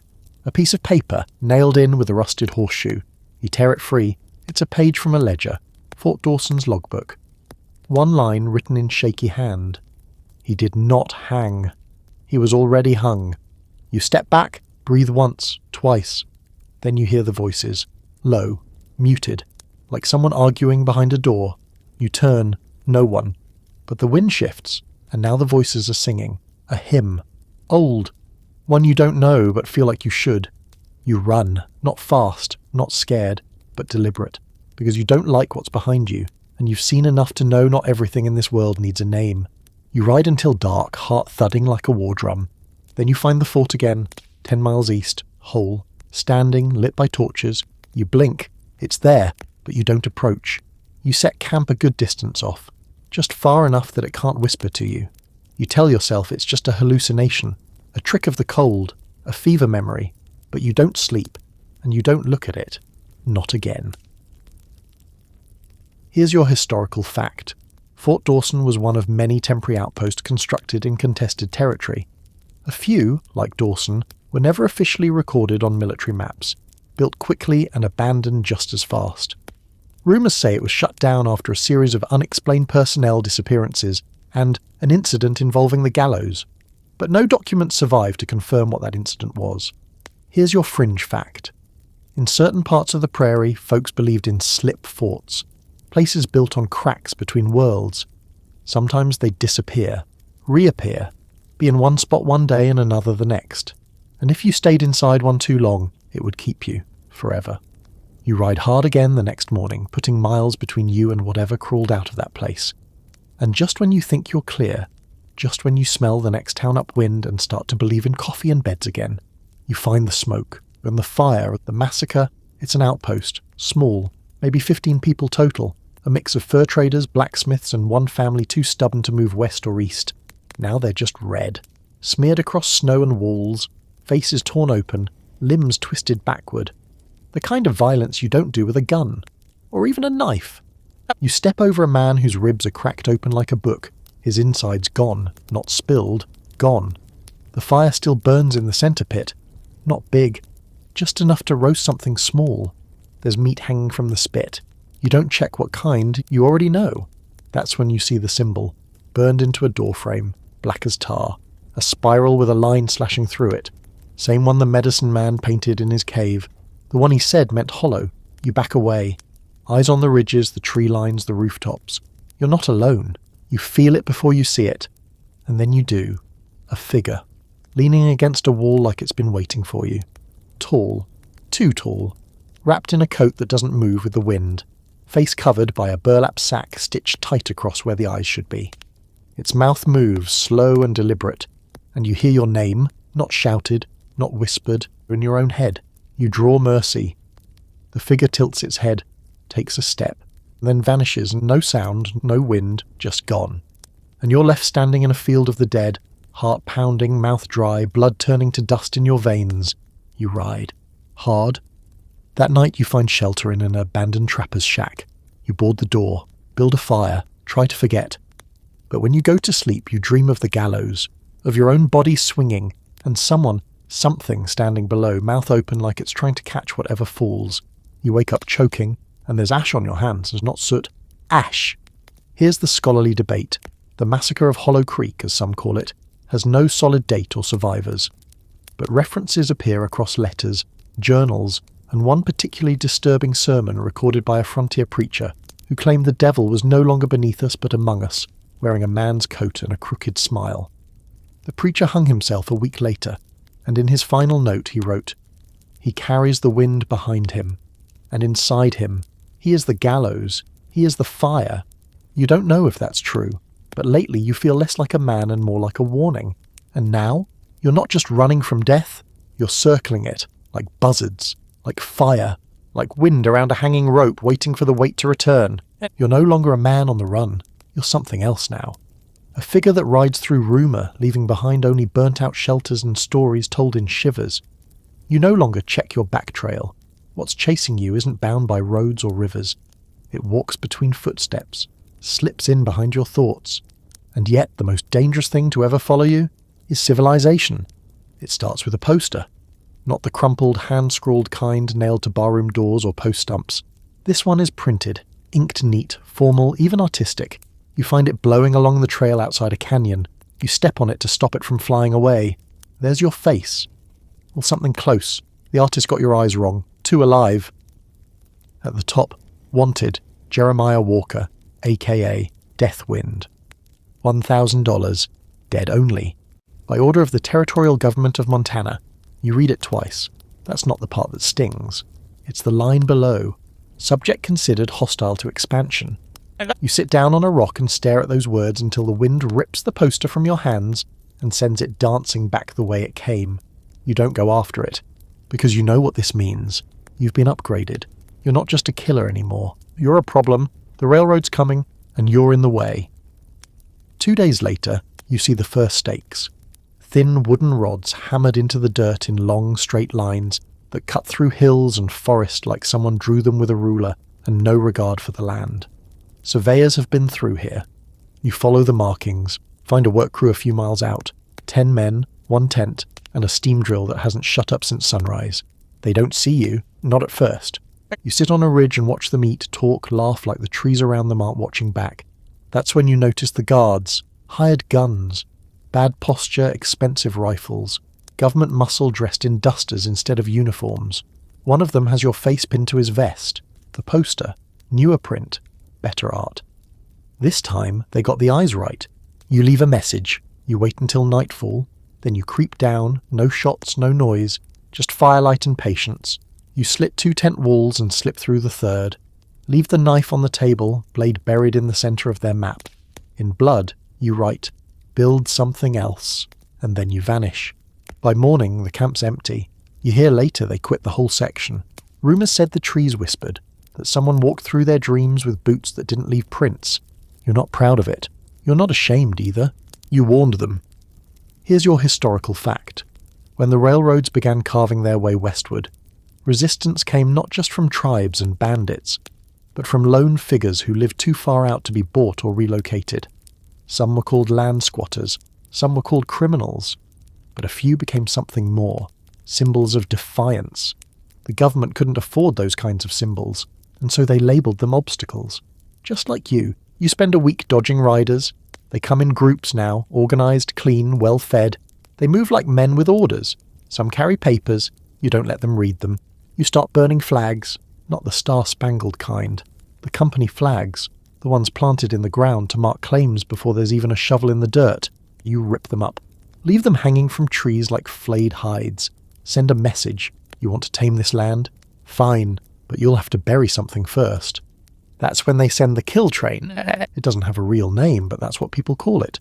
A reinforced engine, black, no windows, 4 cars, full of guns, men, and 1 man in a white coat who doesn't blink. The whole thing moves through towns like a rumour on wheels. They say it doesn't stop unless it's out of bullets or out of bodies. You first hear about it from a one-eyed trader in a canyon pass. He warns you not to ride east, says the train's coming, says it already cleared 3 towns, people who never even met you, burned down for harbouring stories. He tells you it runs on hate. You believe him, so you ride toward it. You catch the train near Clearwater Ridge. It's idling, steam hissing, iron creaking like it's trying to breathe. You crouch in the brush above the track and watch men patrol the edges. 5 on each side, more inside. You count rifles. Dynamite. Hear barking orders from a voice that sounds like it's never had to shout. You wait until dusk. Then you light the fires. 4 points, brush and whiskey. Smoke climbs fast, dark against the amber sky. They panic. As planned, you slip down, ghost through the rear car, find the maps, burn them. You find the crates, ammunition, tools, blueprints. You leave a note inside one. This land doesn't want you. Then you find him, the man in white, standing in the centre car, calm as marble, arms crossed behind his back like he's waiting for tea to boil. He turns, says, "Jeremiah Walker." You say nothing, and he nods. You're not a man anymore. Still, you don't speak. He steps forward. You're a crack in progress, a snag in the thread. We build. You unravel. Then, calmly, almost gently, he says, "You will not survive us." You look him in the eye, say your first words in 3 days. I already didn't. You toss a lantern into the dynamite car. The explosion cracks trees a mile out. You vanish into the smoke. The train doesn't run again, and the company stops building for a year. Here's your fringe fact. Some railroad companies kept records of anomalous resistance. Cases where their expansion was stopped by unexplainable sabotage, mysterious disappearances, or mass desertions. These reports were buried, burned. One surviving document refers to a rider of unnatural persistence and an entity that mimics a man. They call him the Interference. You know better. They're just scared of a ghost with a name. Here's the scholarly debate. Did Jeremiah Walker actually halt the rail? Or was this just regional unrest? An overblown tale passed around to give lonely frontiersmen a sense of control over an unstoppable march?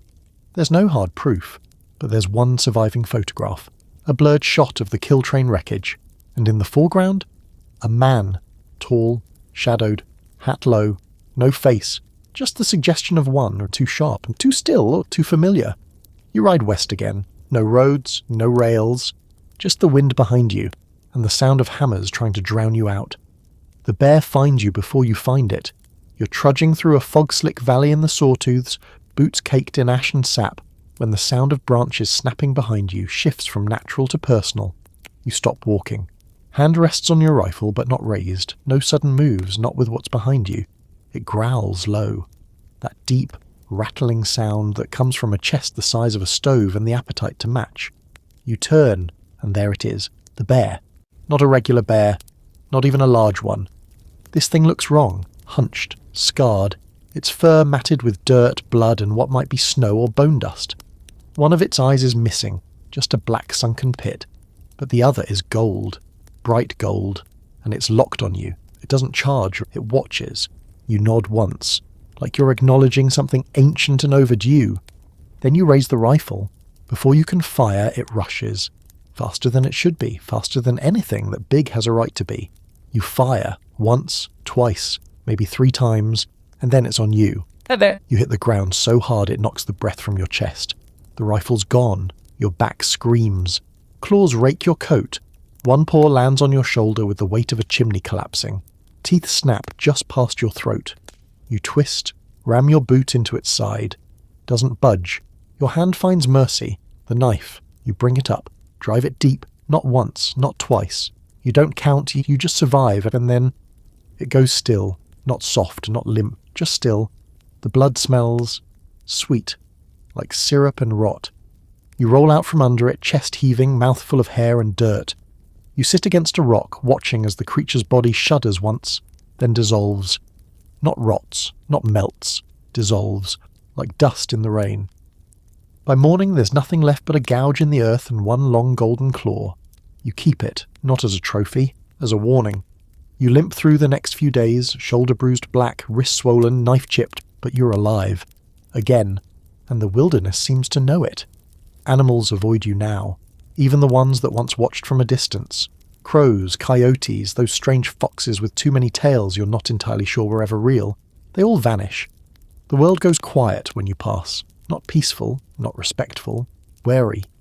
You reach a high ridge and spot a small outpost nestled in the valley below, a mining camp, smoke from the chimney, flags strung between poles, movement, life. You almost ride past. Almost. But you need supplies and answers. So you go down. The camp's tense before you even step into the clearing. Men stop talking. Tools stop clinking. Someone shouts, "Hey, hey, that's him!" And then, silence. Not one gun drawn. No one runs, they just watch. A man approaches, middle-aged, bearded, wears a scar across his cheek like a badge. "I'm Foreman Grant," he says. "You're Walker." You nod. He squints. "We heard stories. We weren't sure you were real." You shrug, still figuring that out. He smiles, nervous. "We got something. Might be your kind of trouble." You raise an eyebrow, motion for him to go on. He takes you into a small shack at the edge of camp. Inside there's a man tied to a chair, or what's left of a man. He's still breathing, but barely. Eyes gone. Teeth shattered. Skin mottled like it's been soaking in wrong water too long. But that's not the strange part. The strange part is the mark carved into his chest. A spiral, with a line through it. You've seen it before. The man twitches, coughs up black foam. Then he says, voice like rust, "You carry it." You step back. He laughs and dies. Grant says they found him wandering near the dig site. Alone. No tools, no pack. Just that smile and the carving. Then he says something that makes your skin pull tight. "We found the same mark etched into the stone, deep down, before we hit the iron vein." You ask if they've stopped digging and he hesitates. "We tried." You ride out that night. No supplies, no rest. Just a trail of blackbirds following you overhead. Because you know what that was. So you've seen it. The hollow. You carry it, they said. But now you think maybe it carries you. Here's your historical fact. There are scattered records of strange injuries and unexplained deaths at remote mining sites across the frontier. Most were dismissed as accidents or wild animal attacks, but a few reports buried deep in territorial ledgers, reference symbols carved into the rocks, spirals, crosses, runes that don't match any known language. These reports almost always end with abandoned sites and whole crews vanishing without trace. And the fringe fact, some old-timers believed that parts of the earth were never meant to be opened, that certain veins weren't metal, they were nerves, and if you dug too deep you'd wake something, not a creature, not a demon, just awareness, something old, watching, waiting. You're starting to believe that. You keep the golden claw on your belt now beside Mercy. It catches the sunlight wrong, reflects shapes that aren't there. Every time you try to throw it away, it ends up back in your satchel. You stopped trying. The scholarly debate? Oh, this one's a favourite. Some call the Bear That Wouldn't Die episode a symbolic retelling of Deathwind's inner war, a hallucinated enemy created from guilt and trauma. Others say it's proof that what you became, what you are, can't be explained by law or logic or legend. That something took root in you, out in the woods, and now walks in your boots. But the strangest part, the site of that bear encounter, today it's a clear-cut field. Nothing grows there, no trees and no flowers, just silence. And in the centre, a metal sign driven into the dirt by people who should have known better. It reads, "Construction delayed, geological instability." And carved underneath, barely visible, "Wind still walks." You ride into the canyon country under a bleeding sky. Not literally, but it feels that way. The sun slips behind rust-coloured cliffs, casting everything in a strange, syrupy glow, red on red, as if the whole landscape's been peeled raw. You smell dust, sagebrush, and something older, like scorched hair and old iron. You've been heading west again, not because there's peace that way, there isn't, but because it's the only direction that still feels empty enough to hold you. You're looking for nothing, which means you're exactly where you belong. It's a few miles past dusk when you spot the sign, "Welcome to Dry Hollow," painted in big, hopeful letters on a board so sun-faded it looks like it's trying to forget what it says. The town is little more than a crossroads of dust and ambition. One saloon, one general store, a pair of houses, and something that looks like it used to be a church before it gave up and leaned into the wind. But you know this place. You've never been here, but you know it. That's the worst kind of knowing. You tie your horse out front and step into the saloon. Heads turn. Conversations stop mid-sentence. The piano stops playing even though no one was playing it. It's not fear. It's recognition. The bartender doesn't ask your name. He just says, "Thought you were dead." You shrug. "I was. Got bored." He nods like that makes perfect sense. You order coffee, black, burnt. You sip it while the room slowly starts breathing again. That's when someone taps your shoulder. You turn, and he's standing there, thorn of alive, looking just like you left him, only thinner, darker around the eyes, and with a presence that feels more shadow than skin. You stare. He grins. "Nice night," he says. You set your cup down slow. "You died." He nods. Most days. Then he sits across from you like nothing's wrong. And you sit too, because your legs feel like wax and the world has gone sideways again. Thorn leans back. "You ever wonder how many of us there are?" You blink. "What do you mean?" He gestures around the room. No one else moves, no one breathes. "They all know you," he says. "But none of them ever met you. You're not a person anymore. You're a path, a wound, a kind of weather." You say nothing, because he's not wrong. Thorn leans forward. "I've seen others like us. Walkers. Hollowed out. Half men. Full myths." He pauses. "But none of them lasted as long as you." You ask him what happened. Back at the cave. Back when he vanished with no tracks and left only silence. He shrugs. "The wind got me. Same as it's getting you." You stare at him a long time. His eyes are dull, like river stones worn smooth by too much time. He says, "You still think you're in control, don't you?" You grip the edge of the table and he grins wider. "They gave you a new name, you know." You don't want to ask, but you do. He whispers, "Widowmaker." And then he's gone. Not walked away, not vanished. Just never there. The saloon stirs again, people breathe. Conversations resume. The piano keys clack. You look down at your coffee, still warm, but your hands are shaking. You leave Dry Hollow before the sun returns, ride hard into the canyons, dirt kicking up behind you in a trail that feels too sharp. You don't stop until the world narrows into cliffs and stone and sky. You find a gulch, quiet, hidden, and there you bury everything, the claw, the knife, the posters, the badge, and even Mercy. You dig the hole with your hands. It takes hours, fingers bleeding, nails cracked. You place the items one by one into the earth like sins at confession. Then you cover it all and sit for a long time. Here's your historical fact.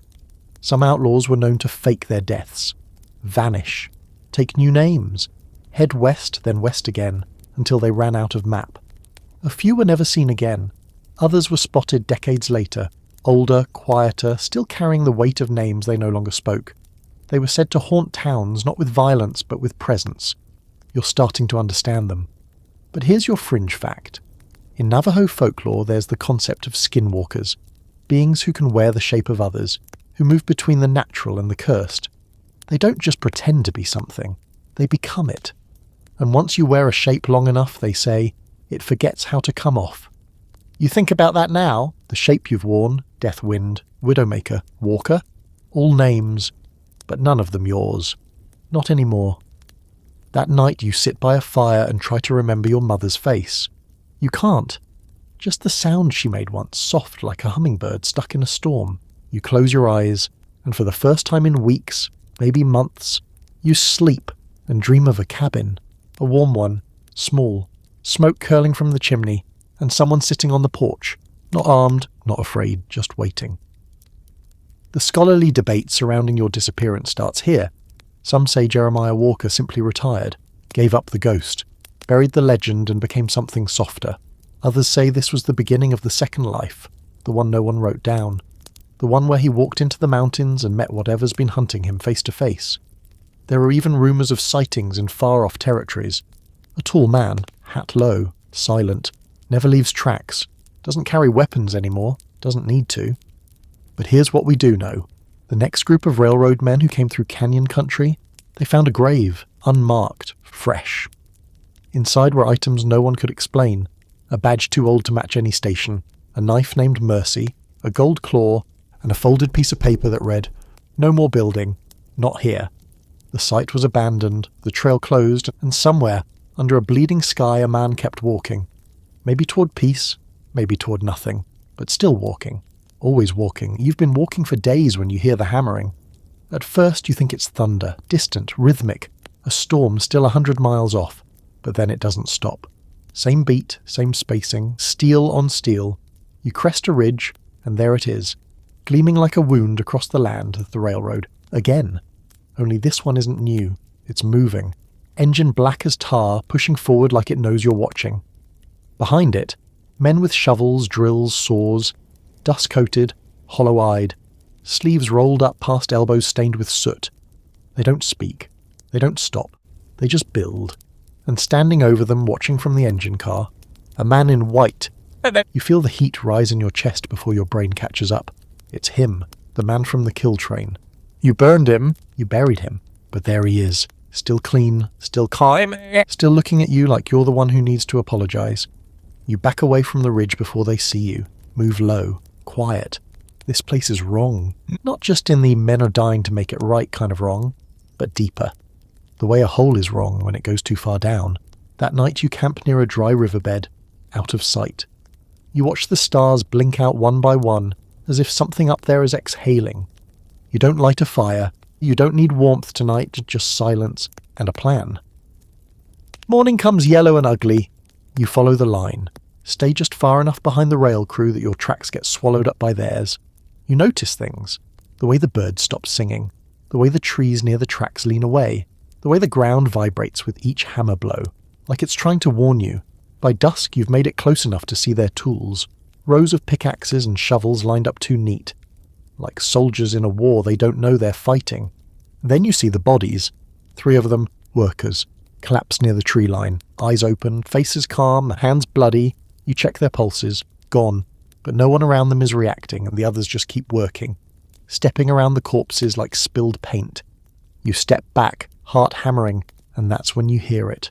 The whistle, low, far off, the train. But not the usual kind. This one sings. A note so deep it rattles your ribs.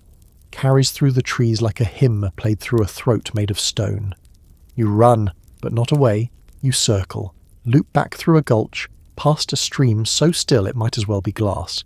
You get ahead of them, climb another ridge, and you wait. You're going to stop this thing again, whatever it is. however many times it takes. You spend the night carving fuses into dynamite sticks stolen from an abandoned quarry a week earlier. Wrap them in oiled cloth. Line the tracks just ahead of the engine's path. A full row, hidden beneath gravel. When the sun rises, the sound returns. Hammering, singing, marching, the train approaches. And you sit on the hill and light a cigarette. Just like old times, you wait for it to hit the wire and then nothing. No boom and no smoke, just the train. Slowing. Stopping, like it knows. And then the man in white steps down, looks up at you, and smiles. No fear, just curiosity. Like he's wondering what you'll do next. You raise your rifle, aim. He doesn't move. You fire. The bullet hits his chest. He doesn't fall, he just blinks. And then he starts walking up the hill toward you, slow, measured. You aim again. Nothing happens. The rifle doesn't jam, it just refuses. You lower it. He stops 5 feet away and says, "You think this is about railroads?" You say nothing. He crouches next to you. "Expansion isn't about steel and steam, it's about removal." You frown. "Of what?" you ask. He grins. "You." And then he touches your chest. Just once. 2 fingers, cold as old coins. You blink, and he's gone. So is the train, so is the crew, just you on the hilltop, alone, again. You look down at your chest, a spiral, drawn in ash. Same one as always, but this time the line through it is gone. That night you sleep in a pine hollow, dreamless. In the morning your face feels different. Your reflection in the stream looks wrong. Eyes too still, skin too tight. You touch your cheek. It doesn't give, like it's not yours. Here's your historical fact. During railroad expansion, entire camps would vanish. Not just die, vanish. Tools left behind, meals half eaten, a full crew one day, a ghost site the next. They blamed tribes, animals, even bandits. But the camps never showed signs of struggle, they just ended. And the fringe fact. A superstition held by some construction crews said that if a camp went too many days without laughter, it would be claimed. They used to hire travelling musicians, drunks and fools, just to keep the noise going, to stop the silence from stepping in. You haven't laughed in months, and you think it's too late now. The scholarly debate about this period calls it the railroad and the blade, a time when death winds stopped running and began undoing. Sabotage, madness, righteous vengeance. No one agrees. But the last report from that track line, written in shaky pencil by a foreman named Harlan Pierce, says this. The land is full. It has no more room for men like us. He never finished the note, just that sentence. Then his boots were found by the fire, still warm. But Harlan, gone. You ride west again. No plan, no weapon, just the spiral, now part of you. No longer carved, but grown. You're not sure how long you've been riding. The days blend now. Sunrises like cracked eggs over ridges, sunsets bleeding across your coat.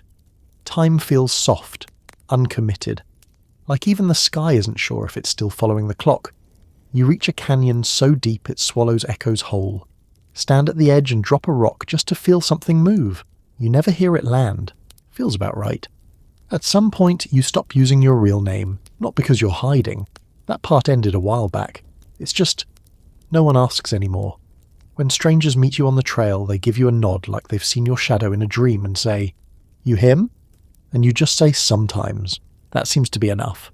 You travel through ghost towns now, not metaphorical ones, real ones.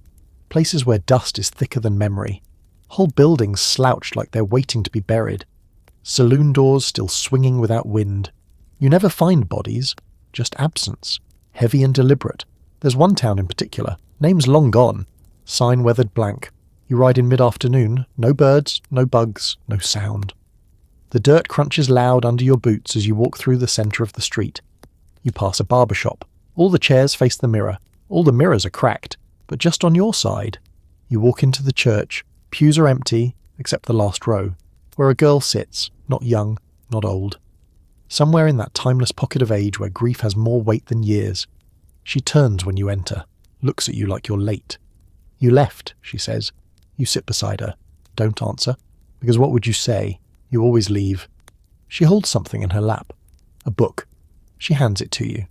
It's leather-bound, worn, smells like sage and blood and rain. Inside, your story. Not just the parts you remember, the parts no one should. Things from your boyhood. The fire, the bridge, the scream that wasn't yours but lived in your chest ever since. You flip pages, they're blank after a while. You have to finish it, she says. You ask how. She smiles, slow and sad. By choosing how it ends, you blink. She's gone. So is the church.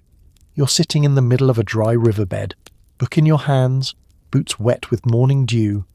You don't remember riding there. The horse is gone. The town is gone. Only the book remains. You tuck it inside your coat and start walking. Here's your historical fact. Historians found dozens of abandoned frontier towns during surveys in the early 20th century. Many had no records, no maps, no census. Some had working wells and still stocked pantries. It's like the people just stepped out one afternoon and never came back. Some surveyors refused to go inside, said the silence was too active. You walk for 2 days. A man joins you on the trail. He doesn't speak, doesn't smile, just walks beside you. Same pace, same stride. His face looks like yours, only tired. You stop at a creek, wash your hands. He doesn't cast a reflection. You don't ask questions. You both know what this is. You both know what he is. The man speaks on the third night. You think this ends with fire? You stare into the dark. No, he nods. Good. That's not how they get you. You ask who they are. He smiles, wide and full of teeth that look borrowed. The ones who remember what you forgot. You wake alone.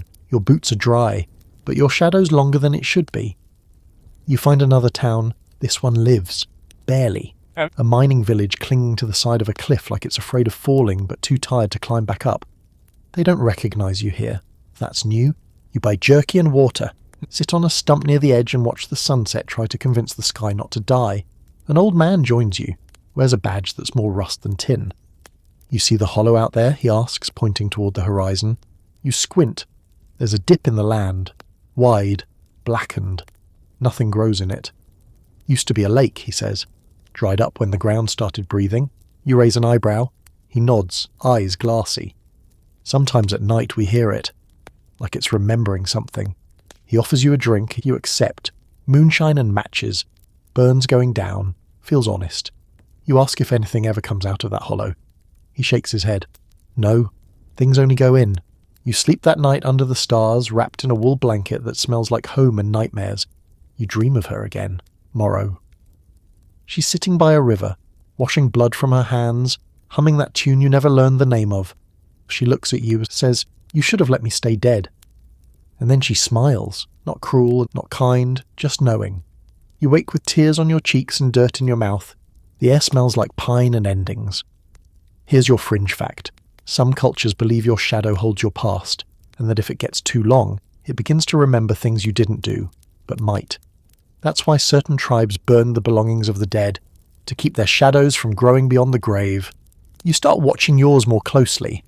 Sometimes it moves wrong, sometimes it waits for you to catch up. The scholarly debate. This section of your life is the one most fiercely argued over. Some say you went mad, that the stress of being hunted, haunted and hollowed finally snapped your mind in two.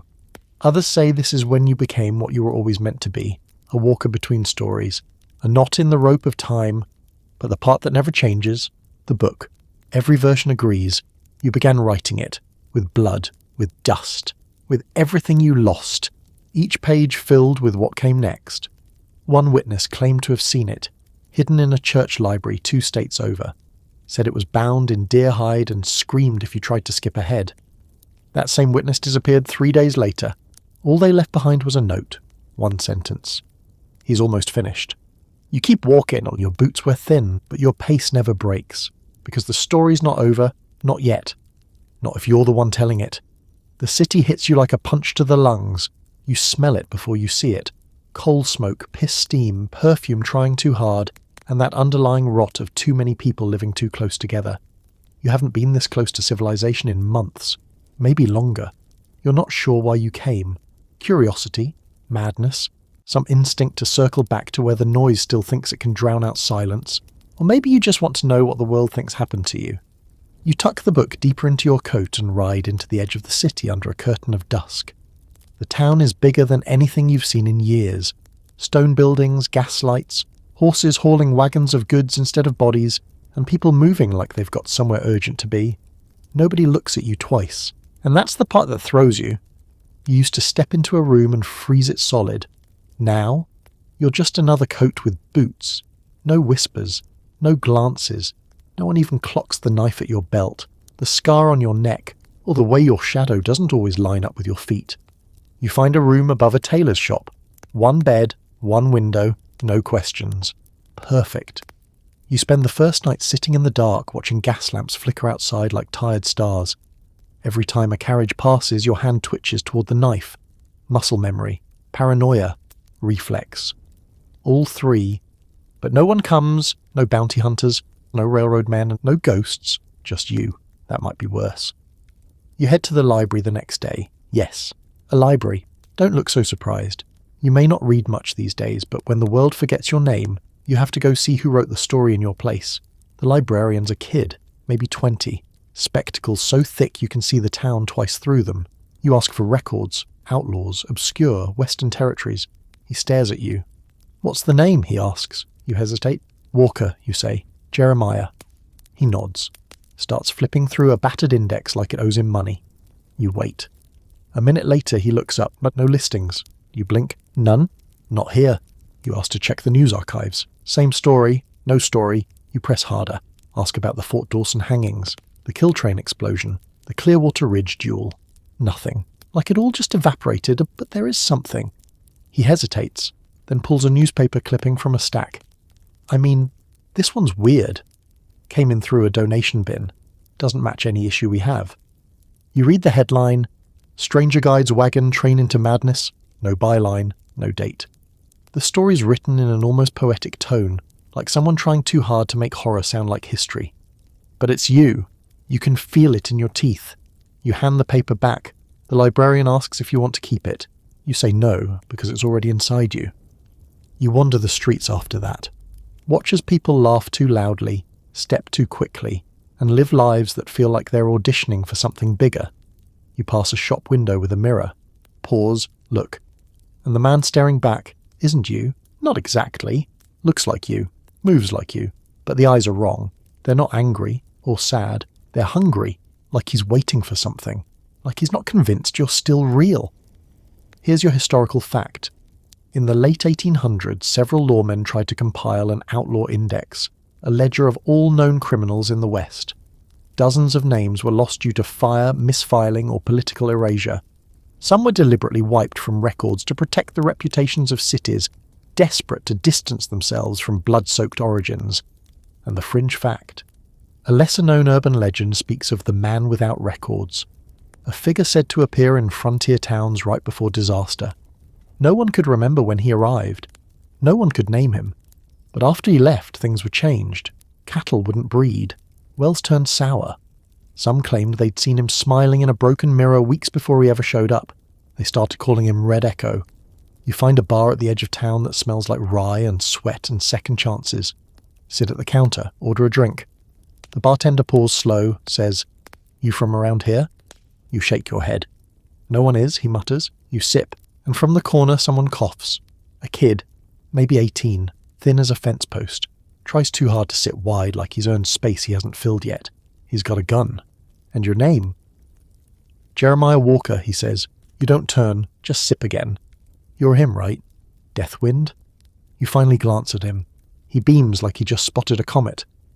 I've been looking for you, he says. I bet, you say. He stands, wobbles slightly.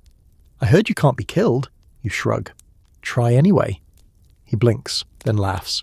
I ain't here to kill you. You raise an eyebrow. I want you to teach me. You stare, hard. He holds your gaze, doesn't flinch, says, I want to be like you. Now that makes you laugh. Soft, dry, like the punchline of a joke that's still mid-bleed. You stand, toss a coin on the bar, look him in the eye. You don't want this story, kid. He frowns. You lean in, real quiet. You don't survive being me. You just delay it. And then you walk out. Leave him staring at the door. You know he'll follow. They always do. The scholarly debate. Some historians believe this was the beginning of the second legend, the Red Echo years, a period when Jeremiah Walker, presumed dead, walked anonymously through settlements, influencing events without violence, turning up right before tragedies, disappearing right after. A figure felt more than seen. No official records exist, but whispers, plenty. You sleep that night in a flop house where no one asks questions. The bed creaks, the walls breathe, and the book, still there. Pages filling in without your hand moving, you flip through. One line written in thick black ink. Soon you will walk alone. You look up, and outside the window, your reflection still standing, but you're not. Not anymore. You wake with a mouthful of dust and a feeling in your gut like the sun forgot to rise. The flophouse bed is empty. Not just yours, all of them. No snores, no coughing, no boots lined up against the wall. You sit up slow, hand already on the knife that's half tucked into your boot. But the room doesn't feel hostile, just hollow, too still.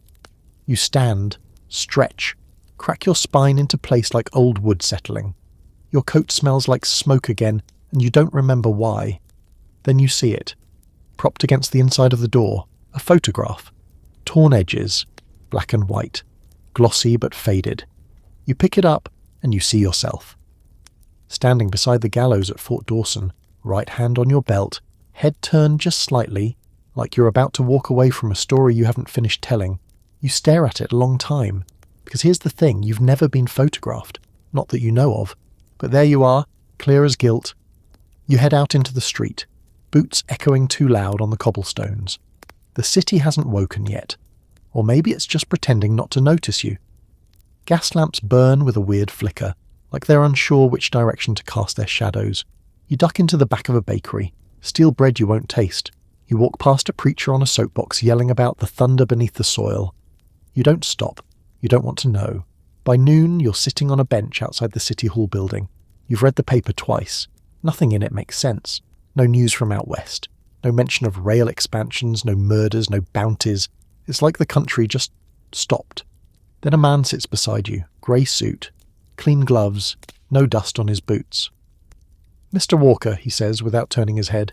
You sigh, don't even look at him. "Who wants to know?" "No one," he replies. "That's the problem." You turn. Slow. He's already holding the photograph, the same one. Only this one isn't torn. He taps the corner of the image. You ever wonder why this picture exists?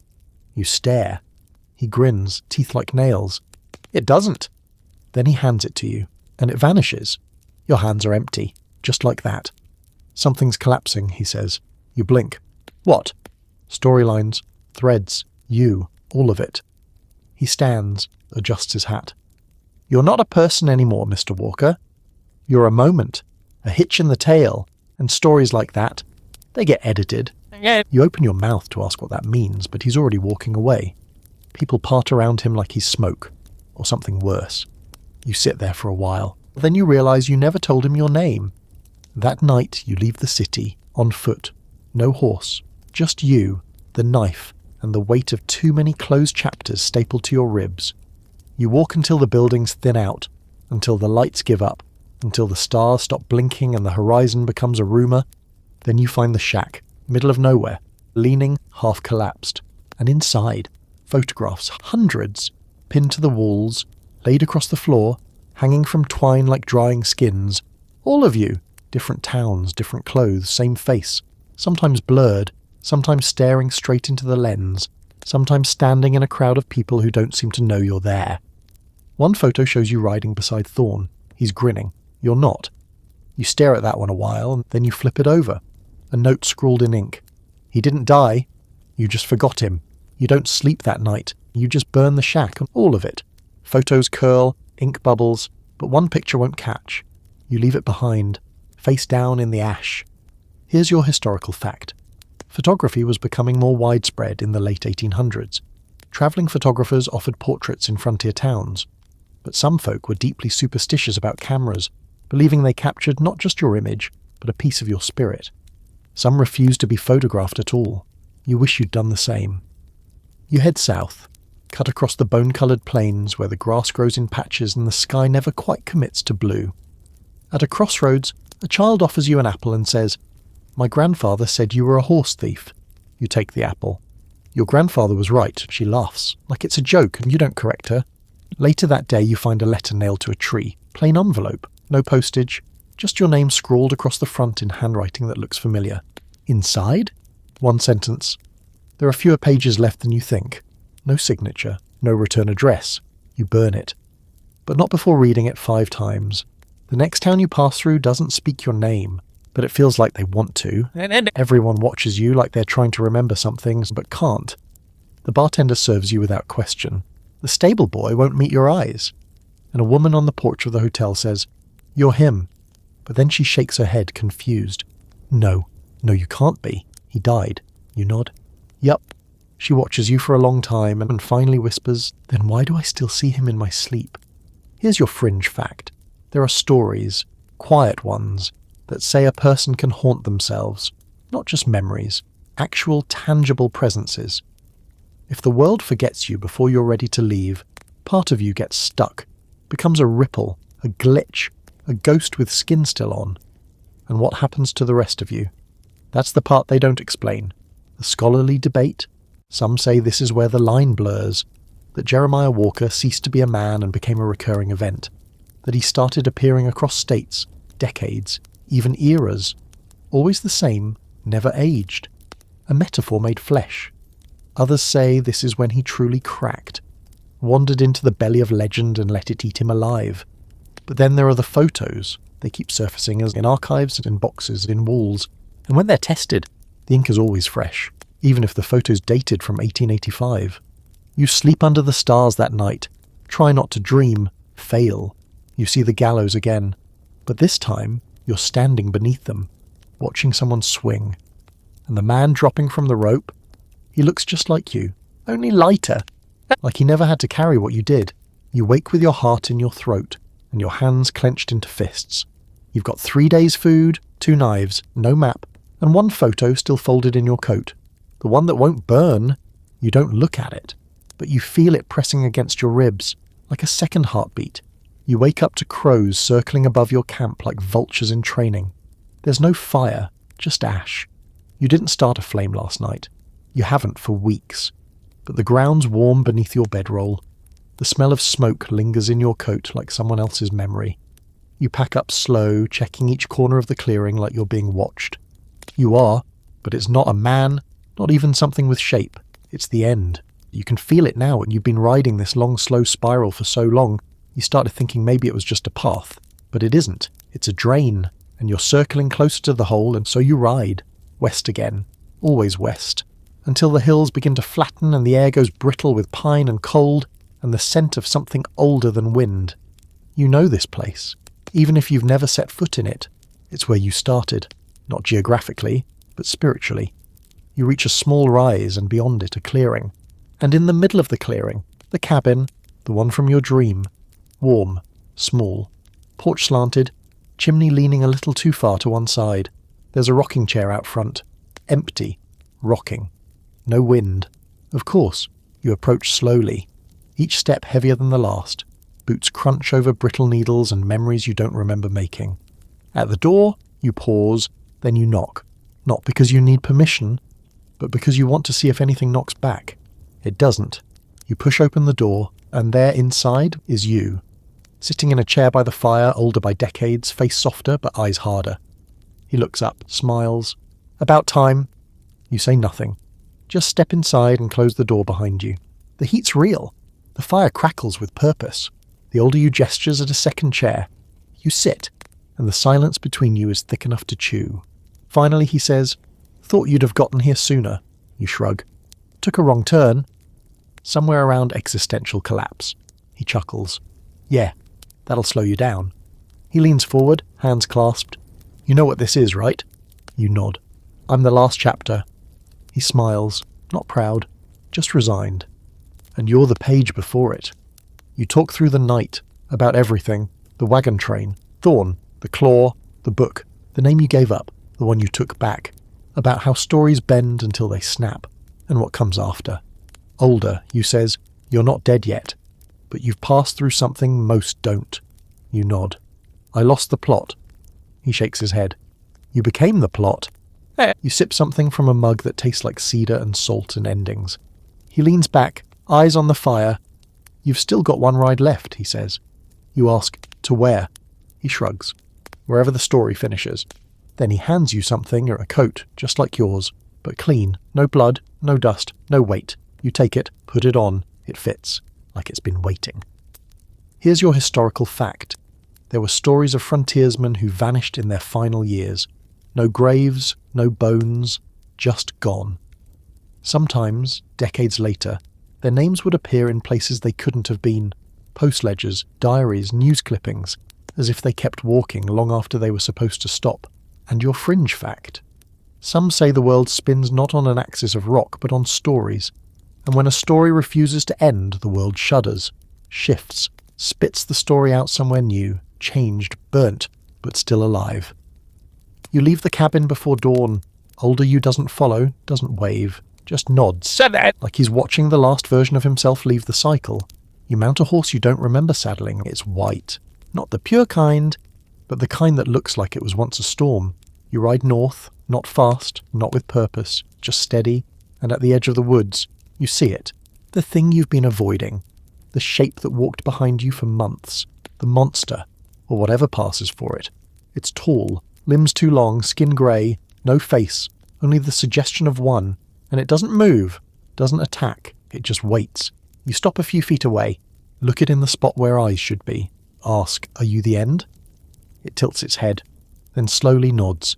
You draw Mercy, your last version of her. Cleaned, sharpened, you hold it low and then toss it to the ground. Say, "Not today." The creature watches, then turns and walks away. Not defeated, not angry, just satisfied. You sleep that night beneath a sky so full of stars it feels like it's been saving them just for you. No dreams and no echoes and just breath. And the quiet sound of pages turning themselves. The book's nearly full now. You flip to the last sheet. Blank. And at the bottom, write your name. You hesitate. Then take a charcoal nub from your coat pocket. And you write, Jeremiah Walker was never a man. He was a warning, a ripple, a wind that didn't die. The scholarly debate. They still argue over your final years. Some say you walked into the hills and became a ghost. Others think you were killed and replaced by the myth. One theory, that you're still walking. That every time someone disappears in the wilds, it's because they brushed against the edge of your story and couldn't let go. But you don't care anymore, because you're finally free. You burned the legend, you kept the man, and now you ride. One last time, toward whatever's left. Not as Deathwind, not as Widowmaker, just you.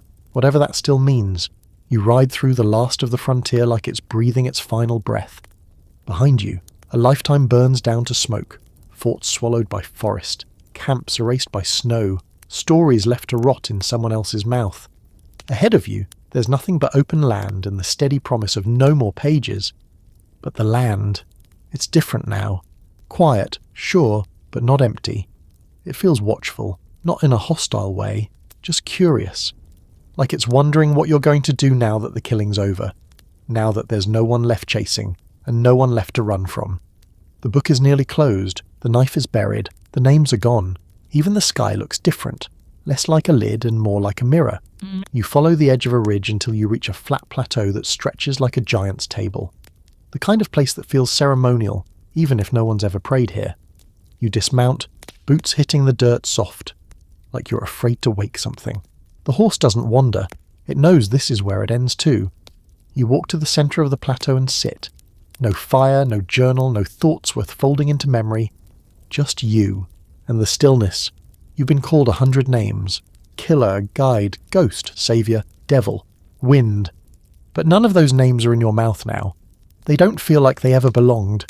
You close your eyes, feel your pulse slow. The kind of calm that only comes when there's absolutely nothing left to prove. Around dusk, someone approaches. Soft boots, careful steps. You don't open your eyes. You know who it is. She sits beside you. You can hear the rustle of her dress, smell smoke and sage on her. Morrow. She doesn't say anything for a long time. Then in that low, familiar voice, she whispers, "You done yet?" You nod. She smiles. Good. You can come home now.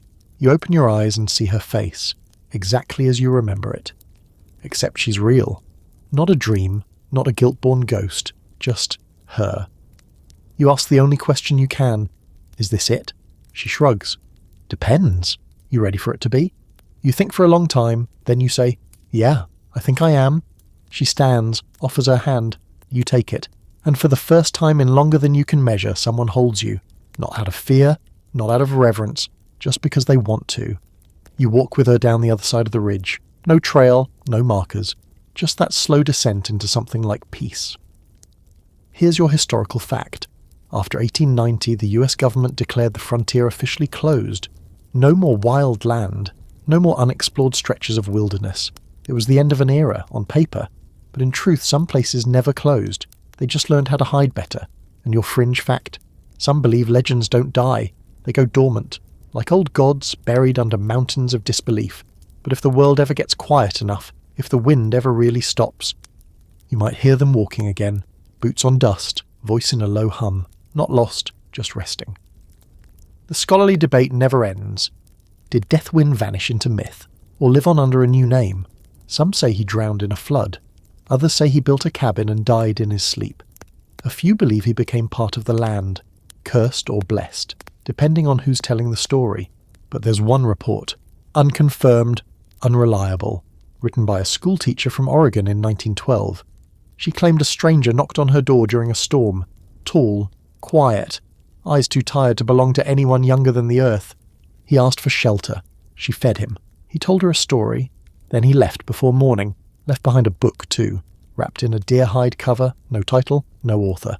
The last page, blank, except for 5 words. The wind never really ends.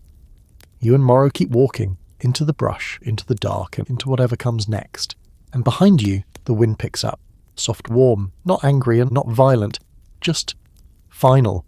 It carries your name for the last time, Jeremiah Walker, and then lets it go, like a breath you didn't know you'd been holding, like a ghost finally given permission to leave, like a story that doesn't need to be told again. Hey, still awake.